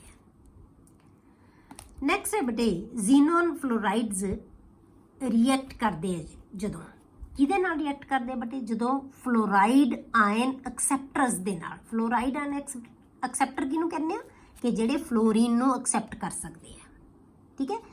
ਉਹਨਾਂ ਨਾਲ ਜਦੋਂ ਰਿਐਕਟ ਕਰਦੇ ਆ ਨਾ, ਤਾਂ ਇਹ ਇੱਕ ਕੈਟਾਇਨਿਕ ਸਪੀਸ਼ੀਜ਼ ਬਣਾ ਲੈਂਦੇ ਆ। ਜ਼ੀਨੋਨ ਫਲੋਰਾਈਡਸ ਰਿਐਕਟ ਵਿਦ ਫਲੋਰਾਈਡ ਆਇਨ ਐਕਸੈਪਟਰਸ, ਜਿਵੇਂ ਆਪਾਂ PF5 ਲੈ ਲਿਆ, ਇਹ ਬਹੁਤ ਆਸਾਨੀ ਨਾਲ ਫਲੋਰੀਨ ਨੂੰ ਐਕਸੈਪਟ ਕਰ ਸਕਦਾ ਹੈ। ਠੀਕ ਹੈ, PF6 ਬਣਾ ਲੇਗਾ, ਇਹ AF ਲੂਜ਼ ਕਰੇਗਾ। ਆਪਾਂ ਕਿਹਾ ਨਾ ਕਿ ਫਲੋਰੀਨੇਟਿੰਗ ਏਜੰਟ ਹੁੰਦੇ ਆ, ਤਾਂ ਇਹ ਇਹਨੂੰ ਆਸਾਨੀ ਨਾਲ ਫਲੋਰੀਨ ਦੇ ਸਕਦਾ ਹੈ। ਤਾਂ ਇਹ ਕੀ ਬਣਾਉਂਦੇ ਆ, ਇਹ ਕੈਟਾਇਨਿਕ ਸਪੀਸ਼ੀਜ਼ ਬਣਾ ਲੈਂਦੇ ਆ। ਤਾਂ ਕੀ ਬਣ ਜਾਏਗਾ, XEF ਪੋਜ਼ਿਟਿਵ। ਠੀਕ ਹੈ, ਤੇ ਇਹ ਕੀ ਹੈ, ਪੋਜ਼ਿਟਿਵ। PF6 negative. ਇਹ ਕੀ ਹੈ, ਇਹ ਫਲੋਰਾਈਡ ਆਇਨ ਐਕਸੈਪਟਰ ਹੈ, ਇਹ ਵਾਲਾ ਫਲੋਰਾਈਡ ਆਇਨ ਐਕਸੈਪਟਰ, ਕਿਉਂਕਿ ਇਹਦੇ ਤੋਂ ਫਲੋਰੀਨ ਨੂੰ ਗੇਨ ਕਰ ਸਕਦਾ, ਫਲੋਰੀਨ ਆਇਨ ਨੂੰ, F ਨੈਗੇਟਿਵ ਨੂੰ ਗੇਨ ਕਰ ਸਕਦਾ ਹੈ। ਠੀਕ ਹੈ, ਜਾਂ ਫਿਰ ਆਪਾਂ ਕਹਤਾ FE ਜਾਂ XEF4 ਪਲੱਸ SBF5, ਇਹ ਵੀ ਫਲੋਰੀਨੇਟ ਜਿਹੜਾ ਹੈਗਾ ਫਲੋਰਾਈਡ ਆਇਨ ਐਕਸੈਪਟਰ ਹੈ, ਇਹ ਵੀ SB6 ਨੈਗੇਟਿਵ ਬਣਾ ਲੇਗਾ, XEF3 ਰਹਿ ਜਾਏਗਾ, ਇੱਕ F ਇਹ ਗੇਨ ਕਰ ਲੇਗਾ, ਤਾਂ XEF ਪੋਜ਼ਿਟਿਵ ਬਣ ਗਿਆ। ਇਹ ਕੀ ਬਣ ਗਿਆ, FEX ਪੋਜ਼ਿਟਿਵ। ਠੀਕ ਹੈ, ਇਹ ਕਿਹਦੇ ਨਾਲ ਸੀ ਬੇਟੇ, ਇਹ ਫਲੋਰਾਈਡ ਆਇਨ ਐਕਸੈਪਟਰਸ ਦੇ ਨਾਲ। ਦੂਸਰੀ ਤਰ੍ਹਾਂ ਦੀ ਰਿਐਕਸ਼ਨ ਬੇਟੇ ਜਿਹੜਾ ਕਰਦਾ, xenon fluoride react with fluoride ion donors. ਹੁਣ ਫਲੋਰਾਈਡ ਆਇਨ ਡੋਨਰਸ ਦੇ ਨਾਲ ਵੀ ਰਿਐਕਟ ਕਰਦਾ। ਪਹਿਲਾਂ ਫਲੋਰਾਈਡ ਆਇਨ ਐਕਸੈਪਟਰਸ ਦੇ ਨਾਲ ਕੀਤਾ ਸੀ ਰਿਐਕਟ, ਹੁਣ ਕੀ ਕਰੇਗਾ, ਫਲੋਰਾਈਡ ਆਇਨ ਡੋਨਰਸ ਦੇ ਨਾਲ। ਜਦੋਂ ਡੋਨਰਸ ਨਾਲ ਰਿਐਕਟ ਕਰੇਗਾ ਤਾਂ ਫਿਰ ਕੀ ਹੈ ਬੇਟੇ, ਇਹ ਆਇਨ ਐਨੋਇਨ ਬਣਾਏਗਾ, ਫਲੋਰੋ ਐਨੋਇਨ। ਪਹਿਲਾਂ ਕੀ ਸੀਗਾ, ਕੈਟੋਇਨ ਬਣਾਇਆ ਸੀ, ਹੁਣ ਇਹ ਐਨੋਇਨ। ਕਿਉਂ, ਕਿਉਂਕਿ ਜਿਹੜਾ ਫਲੋਰਾਈਡ ਆਇਨ ਡੋਨਰ ਹੈ ਉਹ ਕੀ ਹੈ, ਉਹਦੇ ਤੋਂ ਇਹ ਗੇਨ ਕਰ ਲੇਗਾ। ਡੋਨਰ ਦਾ ਮਤਲਬ ਇਹਨੂੰ ਡੋਨੇਟ ਕਰੇਗਾ। ਠੀਕ ਹੈ, ਤਾਂ ਇਹ ਨੈਗੇਟਿਵਲੀ ਸਪੀਸ਼ੀਜ਼ ਚਾਰਜ ਸਪੀਸ਼ੀਜ਼ ਬਣਾ ਲੇਗਾ। ਪਹਿਲਾਂ ਪੋਜ਼ਿਟਿਵਲੀ ਚਾਰਜ ਸਪੀਸ਼ੀਜ਼ ਬਣਾਈ ਸੀ, ਹੁਣ ਇਹ ਨੈਗੇਟਿਵਲੀ ਚਾਰਜ ਸਪੀਸ਼ੀਜ਼ ਬਣਾਏਗਾ। ਠੀਕ ਹੈ, ਜਿਵੇਂ ਆਪਾਂ ਲੈ ਲਿਆ XEF6 ਪਲੱਸ MF, M ਕੀ ਹੈ, ਮੈਟਲ, MF, ਤਾਂ ਇਹਨੇ ਕੀ ਬਣਾ ਲਿਆ, M ਪੋਜ਼ਿਟਿਵ, ਕਿਉਂਕਿ ਇਹ ਤਾਂ ਬਹੁਤ ਆਸਾਨੀ ਨਾਲ ਇਲੈਕਟ੍ਰੋਨੈਗੇਟਿਵ ਸਪੀਸ਼ੀਜ਼ ਨੂੰ ਛੱਡ ਸਕਦਾ ਹੈ, ਤਾਂ ਇਹਨੂੰ ਕੀ, ਇਹਨੇ ਲੂਜ਼ ਕਰਤਾ F ਨੂੰ, ਤਾਂ ਇਹ M ਪੋਜ਼ਿਟਿਵ ਬਣ ਗਿਆ। XEF7 ਬਣ ਗਿਆ, ਇਹਨੇ ਫਲੋਰੀਨ ਨੂੰ ਗੇਨ ਕਰ ਲਿਆ, ਤਾਂ ਇਹ ਨੈਗੇਟਿਵ ਬਣ ਗਿਆ। ਮਤਲਬ ਕੀ ਹੈ, ਇਹ ਫਲੋਰਾਈਡ ਆਇਨ ਡੋਨਰਸ ਨਾਲ ਵੀ ਰਿਐਕਟ ਕਰ ਸਕਦਾ ਹੈ ਤੇ ਫਲੋਰਾਈਡ ਆਇਨ ਐਕਸੈਪਟਰਸ ਦੇ ਨਾਲ ਵੀ ਰਿਐਕਟ ਕਰ ਸਕਦਾ ਹੈ। ਜਦੋਂ ਡੋਨਰਸ ਨਾਲ ਕਰੇਗਾ ਤਾਂ ਇਹ ਪੋਜ਼ਿਟਿਵ ਨੈਗੇਟਿਵਲੀ ਚਾਰਜ ਸਪੀਸ਼ੀਜ਼ ਬਣਾਏਗਾ, ਜਦੋਂ ਇਹ ਐਕਸੈਪਟਰ ਦੇ ਨਾਲ ਕਰੇਗਾ ਤਾਂ ਇਹ ਪੋਜ਼ਿਟਿਵਲੀ ਚਾਰਜਡ ਸਪੀਸ਼ੀਜ਼ ਬਣਾਏਗਾ। ਠੀਕ ਹੈ, ਹੁਣ ਆਪਾਂ ਕਰਦੇ ਹਾਂ ਬੇਟੇ ਸਟਰਕਚਰਸ ਆਫ ਜ਼ੀਨੋਨ ਫਲੋਰਾਈਡਸ। ਇਹ ਬਹੁਤ ਇੰਪੋਰਟੈਂਟ ਹੈ, ਸਟਰਕਚਰਸ ਆਫ ਜ਼ੀਨੋਨ ਫਲੋਰਾਈਡਸ। ਇਹ ਆਪਾਂ ਪਹਿਲਾਂ ਸਾਰੇ ਕੀਤੇ ਹੋਏ ਆ ਬੇਟੇ, ਜਦੋਂ ਆਪਾਂ 1 ਦੇ ਵਿੱਚ VSEPR ਥਿਊਰੀ ਕੀਤੀ ਸੀ ਉਹਦੇ ਵਿੱਚ। ਇਹ ਅੱਜ ਵੀ ਮੈਂ ਤੁਹਾਨੂੰ ਇਹਦਾ ਆਈਡੀਆ ਦਿੱਤਾ ਸੀ, ਤੇ ਆਪਾਂ ਜਿਹੜਾ ਇੰਟਰਹੈਲੋਜਨ ਕੰਪਾਊਂਡ ਬਣਾਇਆ ਸੀ ਇਸੇ ਮੈਥਡ ਦੇ ਨਾਲ ਬਣਾਇਆ ਸੀ। ਠੀਕ ਹੈ, their structures are deducted from VSEPR theory। ਹੁਣ ਆਪਾਂ ਕਿਵੇਂ ਤੁਸੀਂ ਪਹਿਲਾਂ ਕੋਸ਼ਿਸ਼ ਮੈਂ ਇੱਕ ਤੁਹਾਨੂੰ ਕਰਾਉਣੀ ਹੈ, ਤਾਂ ਤੁਸੀਂ ਆਪਣੇ ਆਪ ਬਾਕੀਆਂ ਦੀ ਕੋਸ਼ਿਸ਼ ਆਪਣੇ ਆਪ ਕਰਨੀ ਹੈ। ਠੀਕ ਹੈ, ਤਾਂ ਜ਼ੀਨਨ ਡਾਈਫਲੋਰਾਈਡ ਲੈ ਲਿਆ ਆਪਾਂ, XEF2। ਹਾਈਬ੍ਰਿਡਾਈਜੇਸ਼ਨ ਜ਼ਰੂਰ ਕੈਲਕੂਲੇਟ ਕਰਨੀ ਹੈ ਬੇਟੇ, ਇਹਦੀ ਹਾਈਬ੍ਰਿਡਾਈਜੇਸ਼ਨ ਕਿਹੜੀ ਹੁੰਦੀ ਹੈ ਇਹ ਜ਼ਰੂਰ ਲਿਖਣੀ ਹੈ। ਇਹ ਆਪਾਂ ਬਾਅਦ 'ਚ ਲਿਖਾਂਗੇ, ਪਹਿਲਾਂ ਇਹ ਕੈਲਕੂਲੇਟ ਕਰਦੇ ਹਾਂ ਕਿ ਹਾਈਬ੍ਰਿਡਾਈਜੇਸ਼ਨ ਕੀ ਆਏਗੀ, ਇਹ ਕਿਵੇਂ ਆਏਗੀ, ਇਹ ਆਪਾਂ ਦੱਸਦੀ ਹਾਂ। ਹੁਣ ਇੱਕ sp3d ਕਿਵੇਂ ਲਿਖਤਾ ਆਪਾਂ, ਇਹ ਕਿਵੇਂ ਲਿਖਾਂਗੇ ਆਪਾਂ। ਹੁਣ ਆਪਾਂ ਦੇਖੋ ਕਿ ਆਪਾਂ ਜਿਹੜੀ VSEPR ਥਿਊਰੀ ਦੇ ਨਾਲ ਆਪਾਂ ਹਾਈਬ੍ਰਿਡਾਈਜੇਸ਼ਨ ਕੈਲਕੂਲੇਟ ਕਰ ਸਕਦੇ ਹਾਂ। ਮਤਲਬ ਕੀ ਹੈ, ਨੰਬਰ ਆਫ ਇਲੈਕਟ੍ਰੋਨ ਪੇਅਰਸ ਕੱਢ ਸਕਦੇ ਹਾਂ ਆਪਾਂ, ਤਾਂ number of pairs of electrons ਹੀ ਲੈਣੇ ਆ ਨਾ ਆਪਾਂ। ਤਾਂ ਕਿਵੇਂ ਲਵਾਂਗੇ, number of valence electrons of xenon ਕਿੰਨੇ ਹੁੰਦੇ ਆ ਬੇਟੇ, 8। Number of F atoms linked to xenon, ਕਿਹੜੀਆਂ ਐਟਮਸ ਲਿੰਕ ਕਰਦੇ ਹੁੰਦੇ ਬੇਟੇ, ਨੰਬਰ ਆਫ ਮੋਨੋਵੈਲੈਂਟ ਸਪੀਸ਼ੀਜ਼ ਹਮੇਸ਼ਾ ਉਹ ਲੈਣੀਆਂ ਹੁੰਦੀਆਂ ਜਿਹੜੀਆਂ ਮੋਨੋਵੈਲੈਂਟ ਹੁੰਦੀਆਂ, ਜਿਨ੍ਹਾਂ ਦੀ ਵੈਲੈਂਸੀ 1 ਹੁੰਦੀ ਹੈ। ਤਾਂ ਜ਼ੀਨੋਨ ਨਾਲ ਮੋਨੋਵੈਲੈਂਟ ਸਪੀਸ਼ੀਜ਼ ਕਿੰਨੀਆਂ ਅਟੈਚ ਹੋਈਆਂ ਵੀ ਆ ਬੇਟੇ, 2। ਤਾਂ ਹੁਣ ਆਪਾਂ total number of electron pairs around XE ਕੱਢਾਂਗੇ, ਤਾਂ ਕੀ ਹੈ 8 ਇਹਦੇ ਕੋਲ ਹੈ, 2 ਇਹਦੇ ਨਾਲ ਬੌਂਡ ਬਣਾਏ ਹੋਏ ਆ, ਕਿੰਨੇ ਹੋ ਗਏ 10। ਤੇ ਜੇ ਪੇਅਰ ਬਣਾਵਾਂਗੇ ਤਾਂ ਕਿੰਨੇ ਬਣ ਜਾਣਗੇ, 2 ਨਾਲ ਡਿਵਾਈਡ ਕਰ ਦਾਂਗੇ, 5 ਪੇਅਰਸ ਬਣ ਜਾਣਗੇ। ਠੀਕ ਹੈ, ਤਾਂ X ਇਹਦੇ ਵੈਲੈਂਸ ਇਲੈਕਟ੍ਰੋਨਸ 8, ਅਟੈਚਡ ਸਪੀਸ਼ੀਜ਼ 2, ਤਾਂ ਪੇਅਰ ਆਫ ਇਲੈਕਟ੍ਰੋਨਸ ਟੋਟਲ ਕਿੰਨੇ ਬਣ ਗਏ 5। ਹੁਣ ਇਹ 5 ਪੇਅਰ ਆਫ ਇਲੈਕਟ੍ਰੋਨ ਹੈ ਜਿਹੜੇ, ਇਹ ਦੱਸੇਗਾ ਹਾਈਬ੍ਰਿਡਾਈਜੇਸ਼ਨ ਕੀ ਹੈ। ਤੇ 5 ਦਾ ਮਤਲਬ ਕਿਵੇਂ ਬਣੇਗਾ, 5 ਹਾਈਬ੍ਰਿਡ ਆਰਬਿਟਲਸ ਹੈ, ਇਹਦਾ ਮਤਲਬ ਕੀ ਹੈ 5 ਹਾਈਬ੍ਰਿਡ ਆਰਬਿਟਲਸ ਹੈ ਜਿਨ੍ਹਾਂ ਕੋਲ ਇਹ ਪੇਅਰ ਆਫ ਇਲੈਕਟ੍ਰੋਨਸ ਹੈ। ਤਾਂ ਹਾਈਬ੍ਰਿਡ ਆਰਬਿਟਲਸ ਕਿਹੜੇ 5 ਕਿਵੇਂ ਬਣਾਵਾਂਗੇ ਬੇਟੇ, ਇੱਕ ਤਾਂ ਹਮੇਸ਼ਾ S ਹੋਏਗਾ, 3 P ਦੇ ਹੋ ਗਏ, ਕਿੰਨੇ ਹੋ ਗਏ ਟੋਟਲ 4, ਜਿੰਨੇ ਬਚ ਗਏ ਉਹਨੇ D ਲਗਾ ਦੋ ਨਾਲ। ਤਾਂ ਕੀ ਬਣ ਗਿਆ sp3d। ਤਾਂ 5 ऑर्बिटल्स बन गए है। ਤਾਂ टोटल ऑर्बिटल 5 है। ਤਾਂ ਜੇ ਤੁਹਾਡੇ ਕੋਲੇ 5 ऑर्बिटल ਹੁੰਦੇ ਆ ਬੇਟੇ ਤਾਂ ਉਹਦੀ ਜਿਓਮੈਟਰੀ ਕੰਪਾਊਂਡ ਦੀ ਕੀ ਹੋਣੀ ਚਾਹੀਦੀ ਹੈ ਟ੍ਰਿਗੋਨਲ ਬਾਈਪਿਰਾਮਿਡਲ। 5 ਦਾ ਮਤਲਬ ਕੀ ਹੁੰਦਾ ਹੈ ਟ੍ਰਿਗੋਨਲ ਬਾਈਪਿਰਾਮਿਡਲ। ਹੁਣ ਆਪਾਂ ਦੇਖਦੇ ਹਾਂ ਕਿ ਇਹਦੀ ਜਿਓਮੈਟਰੀ ਟ੍ਰਿਗੋਨਲ ਬਾਈਪਿਰਾਮਿਡਲ ਹੋਏਗੀ ਜਾਂ ਫਿਰ ਡਿਸਟੋਰਟ ਹੋਏਗੀ। ਉਹ ਕੌਣ ਦੱਸੇਗਾ lone pair and bond pairs. ਇਹ ਟੋਟਲ ਪੇਅਰਸ ਆ ਗਏ ਸਾਡੇ ਕੋਲੇ। ਟੋਟਲ ਪੇਅਰਸ ਦੱਸਣਗੇ ਹਾਈਬ੍ਰਿਡਾਈਜੇਸ਼ਨ ਕੀ ਹੈ, ਹਾਈਬ੍ਰਿਡਾਈਜੇਸ਼ਨ ਦੱਸੇਗੀ ਜਿਓਮੈਟਰੀ ਕੀ ਹੈ। ਹੁਣ ਆਪਾਂ ਦੇਖਦੇ ਹਾਂ ਕਿ ਬੌਂਡ ਪੇਅਰ ਤੇ ਲੋਨ ਪੇਅਰਸ ਕਿੰਨੇ ਹੈ। ਹੁਣ ਬੌਂਡ ਪੇਅਰਸ ਕਿੰਨੇ ਆ ਬੇਟੇ ਇਹਦੇ ਕੋਲੇ 2। ਲੋਨ ਪੇਅਰਸ ਕਿੰਨੇ ਆ ਬੇਟੇ ਇਹਦੇ ਕੋਲੇ ਜੇ ਆਪਾਂ ਕੱਢੀਏ, ਠੀਕ ਹੈ ਬੌਂਡ ਪੇਅਰਸ 2 ਆ ਗਏ। ਲੋਨ ਪੇਅਰ ਆਫ ਇਲੈਕਟ੍ਰॉन्स ਕਿੰਨੇ ਆਉਣਗੇ ਬੇਟੇ ਟੋਟਲ ਪੇਅਰਸ ਦੇ ਵਿੱਚੋਂ ਬੌਂਡ ਪੇਅਰਸ ਮਾਈਨਸ ਕਰ ਦੋ ਤਾਂ ਕੀ ਆ ਜਾਣਗੇ ਲੋਨ ਪੇਅਰਸ। ਤਾਂ ਇਹ ਕੀ ਆ ਗਏ ਲੋਨ ਪੇਅਰ ਆਫ ਇਲੈਕਟ੍ਰॉन्स। ਤਾਂ 3 ਕੀ ਹੈ ਲੋਨ ਪੇਅਰ। ਹੁਣ 2 ਬੌਂਡ ਪੇਅਰ 3 ਲੋਨ ਪੇਅਰ।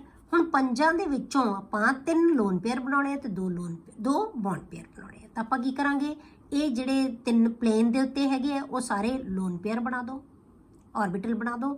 ਤੇ ਇਹ ਜਿਹੜੀ ਹੈਗੀ ਤੁਹਾਡੇ ਕੋਲ ਇੱਕ ਲਾਈਨ ਬਣ ਜਾਏਗੀ 180 ਦੇ ਐਂਗਲ ਤੇ। ਤਾਂ ਇਹ ਕੀ ਹੈ ਦੋਨੋਂ ਅਬਵ ਦਾ ਪਲੇਨ ਤੇ ਬਿਲੋ ਦਾ ਪਲੇਨ ਕੀ ਆ ਜਾਣਾ ਐਫ ਅਟੈਚ ਹੋ ਜਾਣਗੇ। ਤਾਂ ਇਹਦੀ ਸ਼ੇਪ ਹੈ ਜਿਹੜੀ ਉਹ ਕੀ ਬਣ ਗਈ ਬੇਟੇ ਲੀਨੀਅਰ, ਕਿਉਂਕਿ ਲੋਨ ਪੇਅਰਸ ਸ਼ੇਪ ਦੇ ਵਿੱਚ ਪਾਰਟਿਸਿਪੇਟ ਨਹੀਂ ਕਰਨਗੇ। ਤਾਂ ਇਹਦਾ ਮਤਲਬ ਆਪਾਂ ਇਹਨੂੰ ਡਿਸਟੋਰਟਡ ਟ੍ਰਿਗੋਨਲ ਬਾਈਪਿਰਾਮਿਡਲ ਵੀ ਕਹਿ ਸਕਦੇ। ਜਿੱਥੇ ਡਿਸਟੋਰਟ ਹੋ ਜਾਏਗੀ, ਜਿੱਥੇ ਵੀ ਲੋਨ ਪੇਅਰ ਆ ਜਾਏਗਾ ਨਾ ਬੇਟੇ ਉਹ ਡਿਸਟੋਰਟ ਹੋ ਜਾਣੀ ਹੈ ਜਿਓਮੈਟਰੀ। ਅਸਲ ਜਿਓਮੈਟਰੀ ਆ ਹੋਣੀ ਚਾਹੀਦੀ ਹੈ ਜਿੰਨੇ ऑर्बिटल ਹੈ, ਪਰ ਜੇ ਵਿੱਚ ਨਾਲ ਲੋਨ ਪੇਅਰ ਆ ਗਿਆ ਤਾਂ ਉਹ ਡਿਸਟੋਰਟ ਹੋ ਜਾਏਗੀ। ਕਲੀਅਰ। ਤਾਂ ਹੁਣ ਇਹਦੀ ਜਿਹੜੀ ਸ਼ੇਪ ਹੈ ਉਹ ਕੀ ਹੈ ਲੀਨੀਅਰ ਹੈ। ਹੁਣ ਆਪਾਂ XEF4 ਬਣਾਉਣੇ ਆ। XEF4 ਕੀ ਹੈ ਉਸੇ ਤਰ੍ਹਾਂ ਆਪਾਂ ਬਣਾਵਾਂਗੇ। ਟੋਟਲ ਪੇਅਰ ਆਫ ਇਲੈਕਟ੍ਰॉन्स ਕੱਢ ਲਾਂਗੇ ਆਪਾਂ। ਕਿਵੇਂ ਬਣਨਗੇ ਉਸੇ ਢੰਗ ਨਾਲ ਮੈਂ ਤੁਹਾਨੂੰ ਇੱਕ ਕਰਕੇ ਦਿਖਾਤਾ ਪ੍ਰੋਪਰ। ਟੋਟਲ ਪੇਅਰਸ 6 ਬਣਾਉਣੇ ਆ। ਇੱਥੋਂ ਹੀ ਤੁਸੀਂ ਕਰ ਲਓ 8 ਇਹਦੇ ਕੋਲੇ ਆ 4 ਅਟੈਚਡ ਹੋ ਗਏ। 8 + 4 12 डिवाइड बाय 2 6। टोटल पेयर्स कितने बन गए बेटे 6। बॉन्ड पेयर्स कितने हैं 4 है ਇਹਦੇ ਨਾਲ ਸਪੀਸੀਜ਼ ਅਟੈਚਡ। ਲੋਨ ਪੇਅਰ ਕਿੰਨੇ ਬਚ ਗਏ 6 - 4 2। ਤਾਂ 6 ਦੇ ਨਾਲ ਸਾਨੂੰ ਪਤਾ ਹੈ ਕਿ 6 ਹਾਈਬ੍ਰਿਡ ऑर्बिटल्स ਬਣ ਗਏ। ਤਾਂ ਜਿਓਮੈਟਰੀ ਜਿਹੜੀ ਹਾਈਬ੍ਰਿਡਾਈਜੇਸ਼ਨ ਕੀ ਹੋ ਗਈ sp3d2। ਇਹ ਬਹੁਤ ਸੌਖਾ ਹੈ। ਜਦ ਕਈ ਵਾਰ ਤੁਹਾਨੂੰ ਹਾਈਬ੍ਰਿਡਾਈਜੇਸ਼ਨ ਮਤਲਬ ਈਜ਼ੀ ਬਹੁਤ ਹੈ ਬੇਟੇ, ਪਰ ਥੋੜਾ ਜਿਹਾ ਇਹਨੂੰ ਰੱਟਾ ਮਾਰਨ ਦੀ ਕੁਛ ਨਹੀਂ ਲੋੜ, ਸਿਰਫ ਤੁਹਾਨੂੰ ਬੈਸ ਪਰ ਥਿਊਰੀ ਆਉਣੀ ਚਾਹੀਦੀ ਹੈ। ਠੀਕ ਹੈ। ਤਾਂ ਇਹਦੀ ਹਾਈਬ੍ਰਿਡਾਈਜੇਸ਼ਨ ਕੀ ਹੈ sp3d2। ਤਾਂ ਇਹਦੀ ਜਿਹੜੀ ਜਿਓਮੈਟਰੀ ਉਹ ਕੀ ਹੋਏਗੀ ਐਕਟਾਹਾਈਡਰਲ। ਸਾਨੂੰ ਪਤਾ ਹੈ 6 ਲਈ ਹਮੇਸ਼ਾ ਆਕਟਾਹਾਈਡਰਲ ਜਿਓਮੈਟਰੀ ਹੁੰਦੀ ਹੈ। ਠੀਕ ਹੈ। ਪਰ ਹੁਣ ਆਕਟਾਹਾਈਡਰਲ ਦੀ ਬਜਾਏ ਸਾਡੇ ਕੋਲੇ ਬੌਂਡ ਪੇਅਰਸ ਦੇ ਨਾਲ ਲੋਨ ਪੇਅਰਸ ਵੀ ਹੈ। ਇਹਦਾ ਮਤਲਬ ਇਹਦੀ ਜਿਓਮੈਟਰੀ ਕੀ ਹੋ ਜਾਏਗੀ ਡਿਸਟੋਰਟ ਹੋ ਜਾਏਗੀ। ਤਾਂ 2 ਲੋਨ ਪੇਅਰ ਹੈ ਤਾਂ ਅਬਵ ਦਾ ਪਲੇਨ ਤੇ ਬਿਲੋ ਦਾ ਪਲੇਨ ਕੀ ਆ ਜਾਣਗੇ ਲੋਨ ਪੇਅਰ, ਤੇ ਜਿਹੜੇ ਪਲੇਨ ਦੇ ਉੱਤੇ ਚਾਰੋਂ ਕੀ ਆ ਜਾਣਗੇ ਬੌਂਡ ਪੇਅਰਸ। ਤਾਂ ਇਹਨੂੰ ਆਪਾਂ ਕੀ ਕਹਿੰਦੇ ਆ ਸਕੁਅਰ ਜਿਹੜੀ ਸਕੁਅਰ ਪਲੈਨਰ ਜਿਓਮੈਟਰੀ ਕੀ ਬਣ ਗਈ ਸਕੁਅਰ ਪਲੈਨਰ। एक्चुअली की होनी चाहिए सी ऑक्टाहेड्रल, पर लोन पेयर्स करके जियोमेट्री की होगी डिस्टॉर्ट होगी, ताकि बन जाएगी ये स्क्वायर प्लेनर जियोमेट्री। ठीक है। हुण आपां करदे हां बटे XF6 दी जियोमेट्री बिल्कुल सेम। टोटल जिहड़े इहदे कोले valence electrons 8 attached species 6 8 + 6 14 divide by 2 7। Total pairs कितने बन गए बटे 7। बॉन्ड पेयर्स कितने हैं 6 है। लोन पेयर कितना बच गया 1। ਹੁਣ ਇਹਦੀ ਜਿਓਮੈਟਰੀ ਜਿਹੜੀ ਹਾਈਬ੍ਰਿਡਾਈਜੇਸ਼ਨ ਕੀ ਹੈ, ਤਾਂ ਮਤਲਬ ਹਾਈਬ੍ਰਿਡ ऑर्बिटल्स ਕਿੰਨੇ ਆ ਬੇਟੇ 7। ਤਾਂ sp3d3 3d ਦੇ 3p ਦੇ 1 s ਦਾ ਟੋਟਲ ਕਿੰਨੇ ਬਣ ਗਏ 7 sp3d3। ਹੁਣ ਬੇਟੇ ਇਹਦੀ ਜਿਓਮੈਟਰੀ ਹੈ ਜਿਹੜੀ sp3d3 ਦੀ ਆਪਾਂ ਕੀ ਕਰਦੇ ਹਾਂ 7 ਦੇ ਨਾਲ ਆਪਾਂ EF7 ਕੀਤਾ ਸੀ। ਤਾਂ ਆਪਾਂ ਕੀ ਆ ਸੀ ਜਿਓਮੈਟਰੀ ਹੁੰਦੀ ਹੈ ਪੈਂਟਾਗੋਨਲ ਬਾਈਪਿਰਾਮਿਡਲ।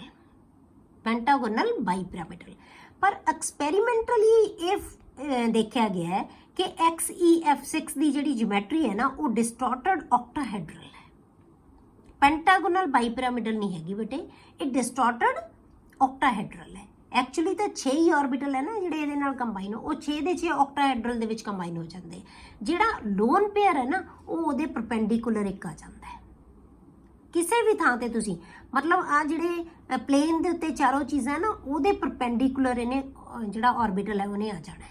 ਉਹ ਜਿੱਥੇ ਮਰਜ਼ੀ ਆ ਸਕਦਾ ਹੈ। ਹੁਣ ਤੁਸੀਂ ਇਹਨੂੰ ਇਹ ਨਹੀਂ ਕਿ ਇੱਥੇ ਹੀ ਸ਼ੋਅ ਕਰਨਾ ਹੈ, ਜਿੱਥੇ ਇਹ ਤਾਂ ਇਹਦੇ ਪਰਪੈਂਡੀਕੂਲਰ ਹੈ, ਪਲੇਨ ਦੇ ਪਰਪੈਂਡੀਕੂਲਰ ਹੈ, ਤਾਂ ਉਹ ਜਿੱਥੇ ਮਰਜ਼ੀ ਸ਼ੋਅ ਕਰ ਸਕਦੇ ਹੋ ਤੁਸੀਂ। ਠੀਕ ਹੈ। ਇਹਨੂੰ ਅਸੀਂ ਡਿਸਟੋਰਟਡ ਆਕਟਾਹਾਈਡਰਲ ਕਹਿ ਦਿੰਦੇ ਹਾਂ। ਤਾਂ ਆਕਟਾਹਾਈਡਰਲ ਤਾਂ ਇਹ ਬਣ ਹੀ ਗਿਆ। ਠੀਕ ਹੈ। ਐਕਸੀ ਦੇ ਨਾਲ ਪਲੇਨ ਦੇ ਉੱਤੇ 4 ਆ ਗਿਆ, ਇੱਕ ਅਬਵ ਦਾ ਪਲੇਨ ਇੱਕ ਬਿਲੋ ਦਾ ਪਲੇਨ। ਇਹ ਆਕਟਾਹਾਈਡਰਲ ਜਿਓਮੈਟਰੀ ਬਣ ਗਈ। ਤਾਂ ਇਹਦੇ ਨਾਲ ਜਿਹੜਾ 7th ਪੇਅਰ ਹੈ, ਲੋਨ ਪੇਅਰ ਹੈ, ਉਹਨੂੰ ਤੁਸੀਂ ਜਿੱਥੇ ਮਰਜ਼ੀ ਲਗਾ ਦਿਓ, ਇੱਥੇ ਲਗਾ ਦਿਓ, ਇੱਧਰ ਲਗਾ ਦਿਓ, ਇੱਥੇ ਜਿੱਥੇ ਮਰਜ਼ੀ ਤੁਸੀਂ ਉਹਨੂੰ ਅਟੈਚ ਕਰ ਸਕਦੇ ਹੋ। ਹੁਣ ਇਹਦੀ ਜਿਓਮੈਟਰੀ ਹੈ ਜਿਹੜੀ ਐਕਸਪੈਰੀਮੈਂਟਲੀ ਇਹ ਫਾਊਂਡ ਹੈ ਕਿ ਇਹਦੀ ਜਿਓਮੈਟਰੀ ਡਿਸਟੋਰਟਡ ਆਕਟਾਹਾਈਡਰਲ ਹੈ। ਤੇ ਇਹ ਆ ਗਿਆ ਤੁਹਾਡੇ ਕੋਲੇ XeF6।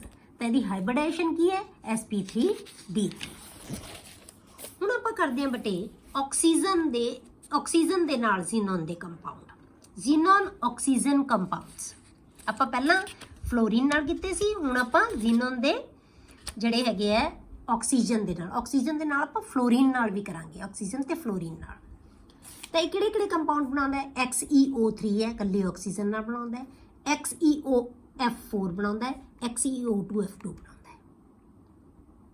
ਹੁਣ ਆਪਾਂ ਤੁਹਾਨੂੰ ਕਿਹਾ ਸੀ ਕਿ ਜਦੋਂ ਅਸੀਂ XeF4 ਤੇ XeF6 ਦੀ ਹਾਈਡਰੋਲਿਸਿਸ ਕਰਦੇ ਆ ਨਾ ਬੇਟੇ, ਉਦੋਂ ਇਹ ਜ਼ੀਨੋਨ ਦੇ ਆਕਸਾਈਡ ਬਣਾਉਂਦਾ ਹੈ।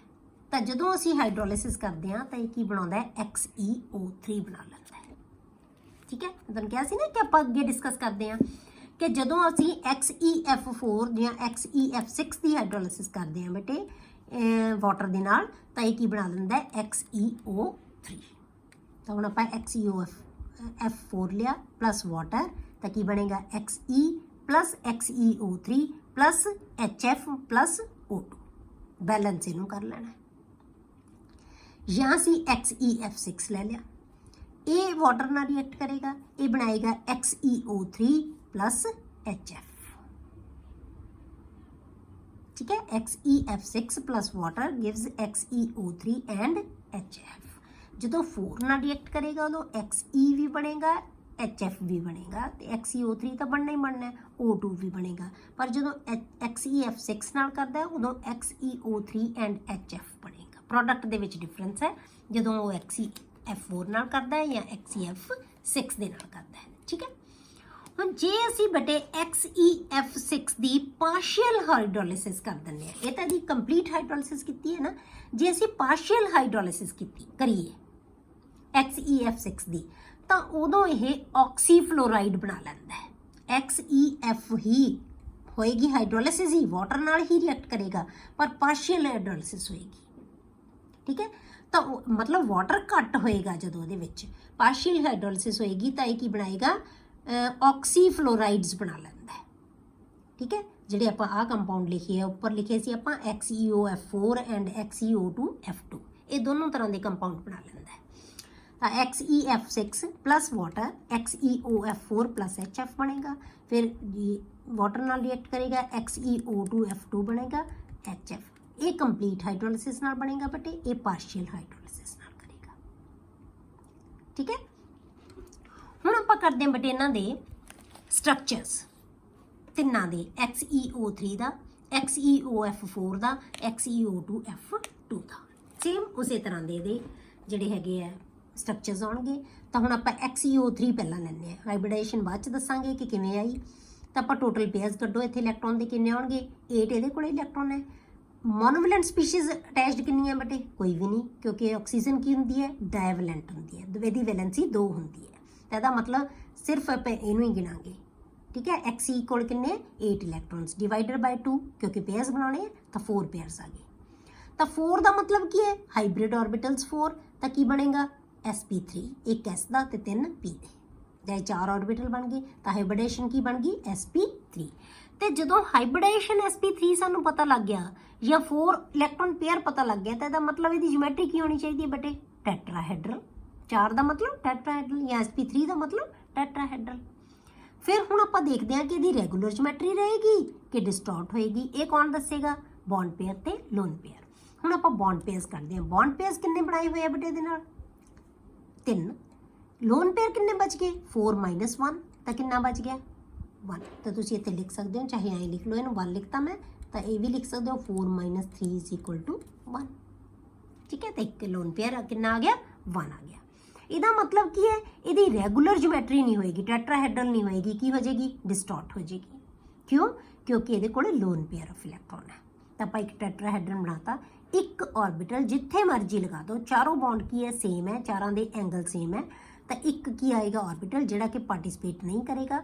ਬਾਕੀ ਕੀ ਬਚ ਗਏ ਇਹ ਤਿੰਨ ਕੀ ਬਣਾ ਰਹੇ ਹੈ ਇੱਕ ਪਿਰਾਮਿਡ। ਇਹਦੀ ਸ਼ੇਪ ਹੈ ਜਿਹੜੀ ਉਹ ਕੀ ਬਣ ਗਈ ਪਿਰਾਮਿਡਲ। ਪਰ ਜਿੱਥੇ ਵੀ ਬੌਂਡ ਆਕਸੀਜਨ ਨਾਲ ਬਣਾਉਂਦਾ ਜ਼ੀਨੋਨ ਤਾਂ ਕੀ ਬਣਾਏਗਾ ਇਹ ਡਬਲ ਬੌਂਡ ਬਣਾਉਂਦਾ ਹੈ। ਆਕਸੀਜਨ ਨਾਲ ਹਮੇਸ਼ਾ ਸ਼ੇਪ ਇਹੀ ਦਿਖਾਉਣੀ ਹੈ ਪਰ ਬੌਂਡ ਡਬਲ ਦਿਖਾਉਣਾ ਹੈ ਕਿਉਂਕਿ ਆਕਸੀਜਨ ਕੋਲ ਵੀ 2 ਇਲੈਕਟ੍ਰੋਨ ਚਾਹੀਦੇ ਹੈ। ਇਹ ਜ਼ਿੰਕ ਕੋਲ ਜਿਹੜੀ ਜ਼ੀਨੋਨ ਹੈ ਇਹਦੇ ਕੋਲ ਵੀ ਕਿੰਨੇ 8 ਇਲੈਕਟ੍ਰੋਨਸ ਹੈ 2 4 6 ਐਂਡ 8 ਦੋ ਲੋਨ ਜਿਹੜੇ ਇਲੈਕਟ੍ਰੋਨ ਹੈ ਉਹ ਇਨ ਦਾ ਫਾਰਮ ਆਫ ਲੋਨ ਪੇਅਰ ਪਏ ਹੈ। ਠੀਕ ਹੈ ਤਾਂ ਇਹ ਦੋ ਇਲੈਕਟ੍ਰੋਨ ਹੈ ਜਿਹੜੇ ਉਹ ਆਕਸੀਜਨ ਨਾਲ ਸ਼ੇਅਰ ਕਰਦਾ ਹੈ। ਇਲੈਕਟ੍ਰੋਨ ਤਾਂ ਪੂਰੇ ਹੋਣੇ ਚਾਹੀਦੇ ਹੈ ਨਾ ਇਹਦੇ ਸਾਰੇ। ਤਾਂ ਇਹ ਜਿਹੜਾ ਹੈਗਾ XeO3 ਹੈ ਜਿਹੜਾ ਕੀ ਸਟਰਕਚਰ ਬਣਾਉਂਦਾ ਹੈ ਪਿਰਾਮਿਡਲ। ਇਹਦੀ ਸਟਰਕਚਰ ਜਿਹੜੀ ਉਹ ਕੀ ਹੁੰਦੀ ਹੈ ਪਿਰਾਮਿਡਲ ਹੁੰਦੀ ਹੈ। ਠੀਕ ਹੈ ਅਗਲਾ ਹੈ XeOF4। ਹੁਣ ਇਹਦੀ ਹਾਈਬ੍ਰਿਡਾਈਜੇਸ਼ਨ ਆਪਾਂ ਬਾਅਦ 'ਚ ਦੇਖਦੇ ਹਾਂ ਕਿਵੇਂ ਆਏਗੀ। ਆਪਾਂ ਪਹਿਲਾਂ ਪੇਅਰਸ ਕੱਢਦੇ ਹਾਂ। ਟੋਟਲ ਪੇਅਰਸ ਕਿਵੇਂ ਆਉਣਗੇ XE ਦੇ ਨਾਲ ਬੇਟੇ ਨੰਬਰ ਆਫ ਇਲੈਕਟ੍ਰੋਨਸ ਕਿੰਨੇ ਵੈਲੈਂਸ ਇਲੈਕਟ੍ਰੋਨਸ 8 ਹੈ। ਮੋਨੋਵੈਲੈਂਟ ਸਪੀਸ਼ੀਜ਼ ਕਿੰਨੀ ਹੈ ਬੇਟੇ ਅਟੈਚਡ ਆਕਸੀਜਨ ਤਾਂ ਡਾਈਵੈਲੈਂਟ ਹੈ F ਮੋਨੋਵੈਲੈਂਟ ਹੈ ਕਿੰਨੀ ਹੈ 4 ਹੈ। 8 + 4 12 ਡਿਵਾਈਡਡ ਬਾਈ 2 6 ਆ ਗਿਆ। ਤਾਂ ਟੋਟਲ ਪੇਅਰ ਆਫ ਇਲੈਕਟ੍ਰੋਨਸ ਕਿੰਨੇ ਹੋ ਗਏ ਬੇਟੇ 6। ਇਹਦੇ ਵਿੱਚੋਂ ਬੌਂਡ ਪੇਅਰਸ ਕਿੰਨੇ ਹੈ ਬੇਟੇ ਆਪਾਂ ਭਾਵੇਂ ਡਬਲ ਬੌਂਡ ਨਾਲ ਹੈ ਚਾਹੇ ਸਿੰਗਲ ਬੌਂਡ ਨਾਲ ਹੈ ਸਿਰਫ ਬੌਂਡ ਕੌਣ ਬਣਾਏ ਰਹੇ ਇਹ ਦੇਖਦੇ ਹਾਂ। 4 ਫਲੋਰੀਨ ਤੇ 1 ਆਕਸੀਜਨ ਕਿੰਨੇ ਹੋ ਗਏ 5 ਬੌਂਡ ਪੇਅਰਸ 5। ਲੋਨ ਪੇਅਰਸ ਕਿੰਨੇ ਬਚ ਗਏ ਇਹ ਤੇ ਤੁਸੀਂ ਬੇਸ਼ੱਕ ਲਿਖ ਲਓ 6 - 5 = 1। ਠੀਕ ਹੈ ਤਾਂ ਲੋਨ ਪੇਅਰ ਕਿੰਨੇ ਬਚ ਗਏ ਬੇਟੇ 1। ਤਾਂ ਇਹਦਾ ਮਤਲਬ ਜਿਹੜੇ ਟੋਟਲ ਪੇਅਰ 6 ਹੈ 6 ਨਾਲ ਕੀ ਜਿਓਮੈਟਰੀ ਹੋਣੀ ਚਾਹੀਦੀ ਹੈ ਬੇਟੇ ਔਕਟਾਹੈਡਰਲ। ਤਾਂ 6 ਇੱਥੇ ਬਣਾ ਦਿਓ ਹਾਈਬ੍ਰਿਡ ਆਰਬਿਟਲਸ sp3 4 ਬਣ ਗਏ ਨਾਲ d2 ਆ ਜਾਏਗਾ sp3 d2। ਠੀਕ ਹੈ ਤਾਂ ਇਹਦੇ ਜਿਹੜੀ ਸਟਰਕਚਰ ਹੈ ਉਹ ਕੀ ਹੋਣੀ ਚਾਹੀਦੀ ਹੈ ਜਿਓਮੈਟਰੀ ਕੀ ਹੋਣੀ ਚਾਹੀਦੀ ਹੈ ਇਹਦੀ ਔਕਟਾਹੈਡਰਲ। ਹੁਣ ਆਪਾਂ ਦੇਖੀਏ ਕਿ ਔਕਟਾਹੈਡਰਲ ਹੋਏਗੀ ਨਹੀਂ ਹੋਏਗੀ ਕਿਉਂਕਿ ਨਾਲ ਲੋਨ ਪੇਅਰ ਪ੍ਰੈਜ਼ੈਂਟ ਹੈ। ਤਾਂ ਇਹ ਲੋਨ ਪੇਅਰ ਇਹਨੂੰ ਕੀ ਕਰੇਗਾ ਡਿਸਟੋਰਟ ਕਰ ਦੇਗਾ। ਇੱਕ ਅਸੀਂ ਨਾਲ ਲੋਨ ਪੇਅਰ ਬਣਾ ਲਿਆ ਬਾਕੀ ਸਾਰੇ ਕੀ ਹੈ ਬੌਂਡ ਪੇਅਰ। ਤਾਂ ਜਿੱਥੇ ਤੁਹਾਨੂੰ ਮੈਂ ਕਿਹਾ ਸੀ ਕਿ ਆਕਸੀਜਨ ਨਾਲ ਬਣਾਉਣਾ ਹੈ ਉੱਥੇ ਡਬਲ ਬੌਂਡ ਬਣਾਉਣਾ ਹੈ। 4 ਇਲੈਕਟ੍ਰੋਨ ਇੱਥੇ ਯੂਜ਼ ਕਰ ਲਏ 2 ਇਹਦੇ ਨਾਲ 6 ਤੇ 2 ਇਨ ਦਾ ਫਾਰਮ ਆਫ ਲੋਨ ਪੇਅਰ ਪਏ 8 ਇਲੈਕਟ੍ਰੋਨਸ ਇਹਦੇ ਕੰਪਲੀਟ ਹੋਣੇ ਚਾਹੀਦੇ ਆ। ਤਾਂ ਇਹਦੀ ਸ਼ੇਪ ਕੀ ਬਣ ਗਈ ਬੇਟੇ ਸਕੁਅਰ ਪਿਰਾਮਿਡਲ। ਇੱਕ ਪਿਰਾਮਿਡ ਉੱਪਰ ਬਣੇ ਇੱਥੇ ਇਹਨੇ ਪਿਰਾਮਿਡ ਬਣਾ ਲਿਆ ਆਕਸੀਜਨ ਨੇ ਇਹਨਾਂ ਨਾਲ। ਇਹ ਤਾਂ ਪਾਰਟਿਸਿਪੇਟ ਹੀ ਨਹੀਂ ਕਰੇਗਾ ਤਾਂ ਕੀ ਬਣ ਗਿਆ ਸਕੁਅਰ ਪਿਰਾਮਿਡਲ। ਸ਼ੇਪ ਕੀ ਬਣੇਗੀ ਸਕੁਅਰ ਪਿਰਾਮਿਡਲ। ਇਹ ਆ ਗਿਆ XeOF4। ਉਸ ਤੋਂ ਬਾਅਦ ਆਪਾਂ ਕਰਦੇ ਹਾਂ XeO2F2। XeO2F2 ਹੁਣ ਆਪਾਂ ਪਹਿਲਾਂ ਟੋਟਲ ਪੇਅਰਸ ਕੱਢਦੇ ਹਾਂ। Xe ਕੋਲੇ 8 ਇਲੈਕਟ੍ਰੋਨਸ ਹੈ ਇਹ ਡਾਇਵੈਲੈਂਟ ਹੈ ਇਹ ਨਹੀਂ ਗਿਣਾਂਗੇ। F2 ਕਿੰਨਾ ਇਹ ਮੋਨੋਵੈਲੈਂਟ ਹੈ। ਠੀਕ ਹੈ ਇਹ 2 ਆ ਗਈਆਂ ਸਪੀਸ਼ੀਜ਼ 8 + 2 10। ਜੇ ਆਪਾਂ 2 ਨਾਲ ਡਿਵਾਈਡ ਕਰ ਦਾਂਗੇ ਪੇਅਰਸ ਬਣਾਉਣ ਲਈ ਤਾਂ ਕਿੰਨੇ ਹੋ ਗਏ 5 ਪੇਅਰਸ। 5 ਪੇਅਰਸ ਦਾ ਮਤਲਬ ਕੀ ਹੈ ਆਪਾਂ ਹਾਈਬ੍ਰਿਡ ਆਰਬਿਟਲਸ 5 ਬਣਾਓ sp3 4 ਹੋ ਗਏ ਇੱਕ ਨਾਲ d ਆ ਜਾਏਗਾ sp3d। ਤੇ sp3d ਦਾ ਮਤਲਬ ਕੀ ਹੈ ਬੇਟੇ ਟ੍ਰਿਗੋਨਲ ਬਾਈਪਿਰਾਮਿਡਲ। ਟ੍ਰਿਗੋਨਲ ਬਾਈਪਿਰਾਮਿਡਲ ਬੇਟੇ ਇੱਥੇ ਤੁਹਾਨੂੰ ਸਾਰੀ ਇਹਦੇ ਵਿੱਚ VSEPR ਥਿਊਰੀ ਹੋਣੀ ਚਾਹੀਦੀ ਹੈ ਬਸ ਹੋਰ ਤਾਂ ਕੁਝ ਵੀ ਨਹੀਂ ਇਹਦੇ 'ਚ। ਉਹ ਆਪਾਂ ਬਹੁਤ ਚੰਗੀ ਤਰ੍ਹਾਂ +1 ਦੇ ਵਿੱਚ ਵੀ ਕੀਤੀ ਹੋਈ ਹੈ ਬਹੁਤ ਵਧੀਆ ਢੰਗ ਨਾਲ ਕੀਤੀ ਸੀ ਉਦੋਂ ਵੀ ਆਪਾਂ। ਠੀਕ ਹੈ ਸਾਰੇ ਮੋਲੀਕਿਊਲਸ ਤੇ ਤੁਹਾਨੂੰ ਬਣਾਉਣੇ ਆਉਂਦੇ ਸੀ ਸਟਰਕਚਰਸ। ਹੁਣ ਆਪਾਂ 5 ਦੇ ਵਿੱਚੋਂ ਆਪਾਂ ਦੇਖਦੇ ਹਾਂ ਕਿ ਇਹ ਰੈਗੂਲਰ ਜਿਓਮੈਟਰੀ ਹੋਏਗੀ ਕਿ ਡਿਸਟੋਰਟ ਹੋਏਗੀ ਇਹ ਕੌਣ ਦੱਸੇਗਾ bond pairs and loan pairs. ਹੁਣ ਆਪਾਂ ਬੌਂਡ ਪੇਅਰਸ ਦੇਖਦੇ ਹਾਂ ਕਿੰਨੇ ਆ 2 ਬੌਂਡ O ਨੇ ਬਣਾਏ ਹੈ 2 ਬੌਂਡ F ਨੇ। ਤਾਂ ਬੌਂਡ ਪੇਅਰਸ ਕਿੰਨੇ ਹੋ ਗਏ 4 ਭਾਵੇਂ ਡਬਲ ਬੌਂਡ ਹੈ ਚਾਹੇ ਸਿੰਗਲ ਬੌਂਡ ਹੈ ਸਿਰਫ ਇੱਕ ਗਿਣਨਾ ਹੈ ਬੌਂਡ ਮਤਲਬ ਸਪੀਸ਼ੀਜ਼ ਕਿੰਨੀਆਂ ਅਟੈਚਡ ਹੈ 4 ਆ ਗਏ। ਲੋਨ ਪੇਅਰ ਕਿੰਨੇ ਬਚ ਗਏ ਬੇਟੇ ਇੱਥੇ ਫਿਰ ਤੁਸੀਂ 5 ਮਾਈਨਸ ਇੱਥੇ ਕਰ ਸਕਦੇ ਹੋ ਤੁਸੀਂ ਜਿਹੜਾ ਹੈਗਾ ਇੱਥੇ 5 - 4 = 1। ਲੋਨ ਪੇਅਰ ਕਿੰਨਾ ਬਚ ਗਿਆ 1 ਆ ਗਿਆ। ਠੀਕ ਹੈ ਤਾਂ ਸਟਰਕਚਰ ਹੈ ਜਿਹੜੀ ਉਹ ਕੀ ਹੋਣੀ ਚਾਹੀਦੀ ਹੈ ਡਿਸਟੋਰਟ ਹੋ ਜਾਏਗੀ ਡਿਸਟੋਰਟਡ ਟ੍ਰਿਗੋਨਲ ਬਾਈਪਿਰਾਮਿਡਲ ਜਿਹਨੂੰ ਆਪਾਂ ਸੀਸੌ ਵੀ ਕਹਿ ਦਿੰਦੇ ਹਾਂ। ਠੀਕ ਹੈ ਤਾਂ ਕੀ ਆਏਗਾ ਇਹ ਡਿਸਟੋਰਟਡ ਟ੍ਰਿਗੋਨਲ ਬਾਈਪਿਰਾਮਿਡਲ। ਹੁਣ ਆਪਾਂ ਕੀ ਕੀਤਾ ਇੱਕ ਲੋਨ ਪੇਅਰ ਦਿਖਾਤਾ 2 ਬੌਂਡ ਡਬਲ ਬੌਂਡ ਦੇ ਨਾਲ O ਨਾਲ ਬਣ ਗਏ 2 ਬੌਂਡ ਫਲੋਰੀਨ ਨਾਲ ਬਣ ਗਏ। ਕਲੀਅਰ ਇਹਦੀ ਸ਼ੇਪ ਹੈ ਜਿਹੜੀ ਉਹ ਕੀ ਆ ਜਾਏਗੀ ਡਿਸਟੋਰਟਡ ਟ੍ਰਿਗੋਨਲ ਬਾਈਪਿਰਾਮਿਡਲ। ਇਹ ਸਭ ਤੋਂ ਇੰਪੋਰਟੈਂਟ ਜਿਹੜਾ ਪਾਰਟ ਸੀ ਬੇਟੇ ਇਸ ਗਰੁੱਪ ਦਾ ਜ਼ੀਨੋਨ ਦੇ ਕੰਪਾਊਂਡਸ। सब तो इंपॉर्टेंट मतलब 18 ग्रुप ਦੇ ਵਿੱਚੋਂ ਜੇ ਆਉਂਦਾ ਕੁਐਸਚਨ ਤਾਂ ਤੁਹਾਨੂੰ ਇਹਦੇ ਨਾਲ ਰਿਲੇਟਡ ਹੀ ਆਏਗਾ। ਜ਼ੀਨੋਨ ਦੇ ਕੰਪਾਊਂਡਸ ਦੇ ਨਾਲ ਰਿਲੇਟਡ ਹੀ ਕੁਐਸਚਨ ਆਉਂਦਾ ਹੈ ਹਮੇਸ਼ਾ ਜਦੋਂ ਵੀ 18 ਗਰੁੱਪ ਦੇ ਵਿੱਚੋਂ ਤੁਹਾਨੂੰ ਕੁਐਸਚਨ ਆਉਂਦਾ ਹੈ। ਠੀਕ ਹੈ, ਹੁਣ ਆਪਾਂ ਯੂਜ਼ਸ ਪੜ੍ਹ ਦਿੰਦੇ ਹਾਂ ਬਟ ਇਹਦੇ ਯੂਜ਼ਸ ਕੀ ਹੈ। ਸਭ ਤੋਂ ਪਹਿਲਾਂ ਆਪਾਂ ਹੀਲੀਅਮ ਦੇ ਲੈਂਦੇ ਹਾਂ। ਹੀਲੀਅਮ ਦੀ ਕੀ ਹੈ, it is non inflammable and light gas. Non inflammable, ਠੀਕ ਹੈ, ਇਨਫਲੇਮੇਬਲ ਹੈ ਤੇ ਲਾਈਟ ਹੈ ਇਹ ਗੈਸ। ਇਸੇ ਕਰਕੇ ਇਹਨੂੰ ਆਪਾਂ ਕਿੱਥੇ ਯੂਜ਼ ਕਰਦੇ ਹਾਂ, ਇਹਨੂੰ ਬੈਲੂਨਸ ਦੇ ਫਿਲਿੰਗ ਲਈ ਕਰਦੇ ਹਾਂ। It is used for filling balloons for meteorological observations. ठीक है, दूसरा helium is used as a diluent। मतलब diluent किहनूं कहने ਅਸੀਂ ਜਿਹੜਾ ਕਿ ਆਕਸੀਜਨ ਨੂੰ ਡਾਇਲੂਟ ਕਰਨ ਲਈ ਯੂਜ਼ ਕੀਤਾ ਜਾਵੇ। for oxygen in modern diving apparatus। मतलब ਜਦੋਂ ਆਪਾਂ ਜਿਹੜੇ ਡਾਈਵਰਸ ਹੁੰਦੇ ਆ ਨਾ, ਸੀ ਡਾਈਵਰਸ, ਉਹ ਆਪਣੇ ਨਾਲ ਜਿਹੜੀ ਗੈਸ ਲੈ ਕੇ ਜਾਂਦੇ ਆ ਉਹਦੇ ਵਿੱਚ ਆਕਸੀਜਨ ਨੂੰ ਡਾਇਲੂਟ ਕੀਤਾ ਜਾਂਦਾ ਹੈ। ਬੇਟੇ ਪਹਿਲਾਂ ਨਾਈਟ੍ਰੋਜਨ ਪਾਈ ਜਾਂਦੀ ਸੀ ਉਹਦੇ ਵਿੱਚ, ਪਰ ਨਾਈਟ੍ਰੋਜਨ ਹੈ ਨਾ ਜਿਹੜੀ ਉਹ ਬਲੱਡ ਦੇ ਵਿੱਚ ਬਹੁਤ ਜ਼ਿਆਦਾ ਸੋਲੂਬਲ ਹੁੰਦੀ ਹੈ। ਤਾਂ ਜਦੋਂ ਬਾਹਰ ਆਉਂਦੇ ਇੱਕਦਮ ਤਾਂ ਉਹਦਾ ਪ੍ਰੈਸ਼ਰ ਘਟ ਜਾਂਦਾ। ਬਾਹਰ ਆਉਂਦੇ ਪ੍ਰੈਸ਼ਰ ਘਟ ਜਾਂਦਾ ਤਾਂ ਇੱਕਦਮ ਬਲੱਡ ਦੇ ਵਿੱਚ ਆਕਸੀਜਨ ਨਿਕਲ ਜਾਂਦੀ ਹੈ ਤਾਂ ਉਹਦੇ ਵਿੱਚ ਬਬਲਸ ਬਣ ਜਾਂਦੇ ਆ, ਉਹਨੂੰ ਬੈਂਡਸ ਕਹਿੰਦੇ ਆਪਾਂ। ਤਾਂ ਉਹਦੇ ਨਾਲ ਬੰਦਾ ਬੇਹੋਸ਼ ਵੀ ਹੋ ਸਕਦਾ ਹੈ, ਪ੍ਰੋਬਲਮਸ ਵੀ ਆ ਜਾਂਦੀਆਂ ਉਹਨੂੰ। ਠੀਕ ਹੈ, ਤਾਂ ਇਸੇ ਕਰਕੇ ਹੀਲੀਅਮ ਨੂੰ ਯੂਜ਼ ਕੀਤਾ ਜਾਂਦਾ। ਹੁਣ ਡਾਇਲੂਟ ਹੈ ਨਾ ਜਿਹੜਾ ਆਕਸੀਜਨ ਨੂੰ, ਹੀਲੀਅਮ ਦੇ ਨਾਲ ਕੀਤਾ ਜਾਂਦਾ ਹੈ ਕਿਉਂਕਿ ਹੀਲੀਅਮ ਬਲੱਡ ਦੇ ਵਿੱਚ ਬਹੁਤ ਘੱਟ ਸੋਲੂਬਲ ਹੁੰਦੀ ਹੈ। ਠੀਕ ਹੈ, because of its low solubility in blood. ਅਗਲਾ ਇਹਦਾ ਯੂਜ਼ ਹੈ ਬੇਟੇ ਲਿਕੁਇਡ ਹੀਲੀਅਮ। ਲਿਕੁਇਡ ਹੀਲੀਅਮ ਇਹਦਾ ਬੋਇਲਿੰਗ ਪੁਆਇੰਟ ਬਹੁਤ ਘੱਟ ਹੁੰਦਾ ਹੈ। ਆਪਾਂ ਪੜ੍ਹਿਆ ਸੀ ਨਾ, ਪਹਿਲਾਂ ਵੀ ਪੜ੍ਹਿਆ ਸੀ ਆਪਾਂ ਕਿ ਬੋਇਲਿੰਗ ਪੁਆਇੰਟ ਹੀਲੀਅਮ ਦਾ ਸਭ ਤੋਂ ਘੱਟ ਹੁੰਦਾ ਹੈ। ਜਦੋਂ ਇਹਦੀਆਂ ਫਿਜ਼ੀਕਲ ਪ੍ਰੋਪਰਟੀਜ਼ ਆਪਾਂ ਕੀਤੀਆਂ ਸੀ 4.2 ਕੈਲਵਿਨ ਹੁੰਦਾ ਹੈ। Is used as cryogenic agent for various experiments to attain. ਜਦੋਂ ਐਕਸਪੈਰੀਮੈਂਟ ਪਰਫਾਰਮ ਕੀਤੇ ਜਾਂਦੇ ਆ ਨਾ ਤਾਂ ਉਦੋਂ ਕ੍ਰਾਇਓਜੈਨਿਕ ਏਜੰਟ ਦੀ ਤਰ੍ਹਾਂ ਇਹਨੂੰ ਐਕਸਪੈਰੀਮੈਂਟਸ ਦੇ ਵਿੱਚ ਯੂਜ਼ ਕੀਤਾ ਜਾਂਦਾ ਹੈ ਟੂ ਅਟੇਨ ਲੋ ਟੈਂਪਰੇਚਰ ਨੂੰ ਘਟਾਉਣ ਵਾਸਤੇ। ਠੀਕ ਹੈ, ਅਗਲਾ ਹੈਗਾ it is used as in gas cooled nuclear ਰਿਐਕਟਰਸ।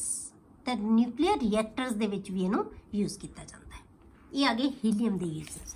ਅੱਗੇ ਨਿਓਨ ਦੇ ਕੀ ਯੂਜ਼ ਹੈ ਬੇਟੇ, it is used in discharge tubes and fluorescent bulbs for advertisement. ਜਿਹੜੀ ਐਡਵਰਟਾਈਜ਼ਮੈਂਟ ਕੀਤੀਆਂ ਜਾਂਦੀਆਂ ਨਾ, ਜਿਹੜੇ ਡਿਸਪਲੇ ਕੀਤੇ ਜਾਂਦੇ ਆ, ਐਡਵਰਟਾਈਜ਼ਮੈਂਟ ਜਿਹੜੇ ਦੇ ਬੋਰਡਸ ਹੈ ਜਿਹੜੇ ਡਿਸਪਲੇ ਕੀਤੇ ਜਾਂਦੇ ਆ, ਉਹਨਾਂ ਪਰਪਸਿਸ ਲਈ ਜਿਹੜਾ ਇਹ ਨਿਓਨ ਹੈ ਉਹਨੂੰ ਯੂਜ਼ ਕੀਤਾ ਜਾਂਦਾ ਹੈ ਇਨ ਦਾ ਡਿਸਚਾਰਜ ਟਿਊਬਸ ਜਾਂ ਫਲੋਰੈਸੈਂਟ ਬਲਬਸ ਦੇ ਵਿੱਚ।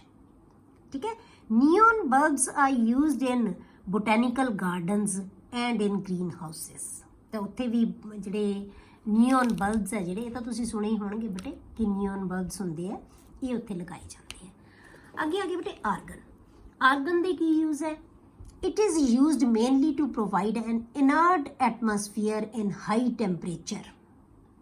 ਜਿਹੜੇ ਹਾਈ ਟੈਂਪਰੇਚਰ ਮੈਟਲਰਜੀਕਲ ਪ੍ਰੋਸੈਸਿਸ ਹੁੰਦੀਆਂ ਨਾ, ਹਾਈ ਟੈਂਪਰੇਚਰ ਦੇ ਉੱਤੇ ਹੁੰਦੀਆਂ ਜਿਹੜੀਆਂ, ਉਹਨਾਂ ਦੇ ਵਿੱਚ ਜਿਹੜਾ ਇਨਰਟ ਐਟਮੋਸਫੀਅਰ ਹੈ ਜਿਹੜਾ ਉਹ ਪ੍ਰੋਵਾਈਡ ਕਰਨ ਲਈ ਆਰਗਨ ਨੂੰ ਯੂਜ਼ ਕੀਤਾ ਜਾਂਦਾ ਹੈ।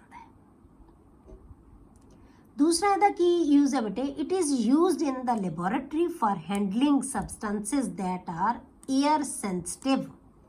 एयर सेंसिटिव ਜਿਹੜੀਆਂ ਸਬਸਟੈਂसेस ਹੁੰਦੀਆਂ ਉਹਨਾਂ ਦੀ ਹੈਂਡਲਿੰਗ ਲਈ ਆਰਗਨ ਨੂੰ ਯੂਜ਼ ਕੀਤਾ ਜਾਂਦਾ ਹੈ।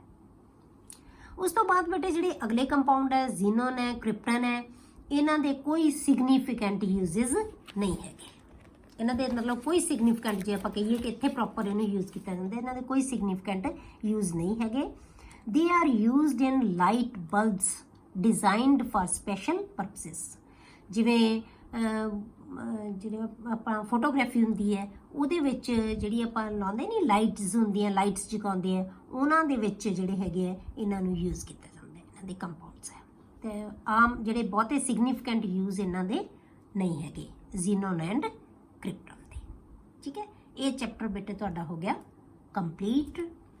ਹੁਣ ਇਹਦੇ ਕੁਐਸਚਨ ਆਨਸਰਸ ਕਰਿਓ ਤੇ ਉਸ ਤੋਂ ਬਾਅਦ ਫਿਰ ਆਪਾਂ ਜਿਹੜਾ ਨੈਕਸਟ ਚੈਪਟਰ ਹੈ ਉਹ ਸਟਾਰਟ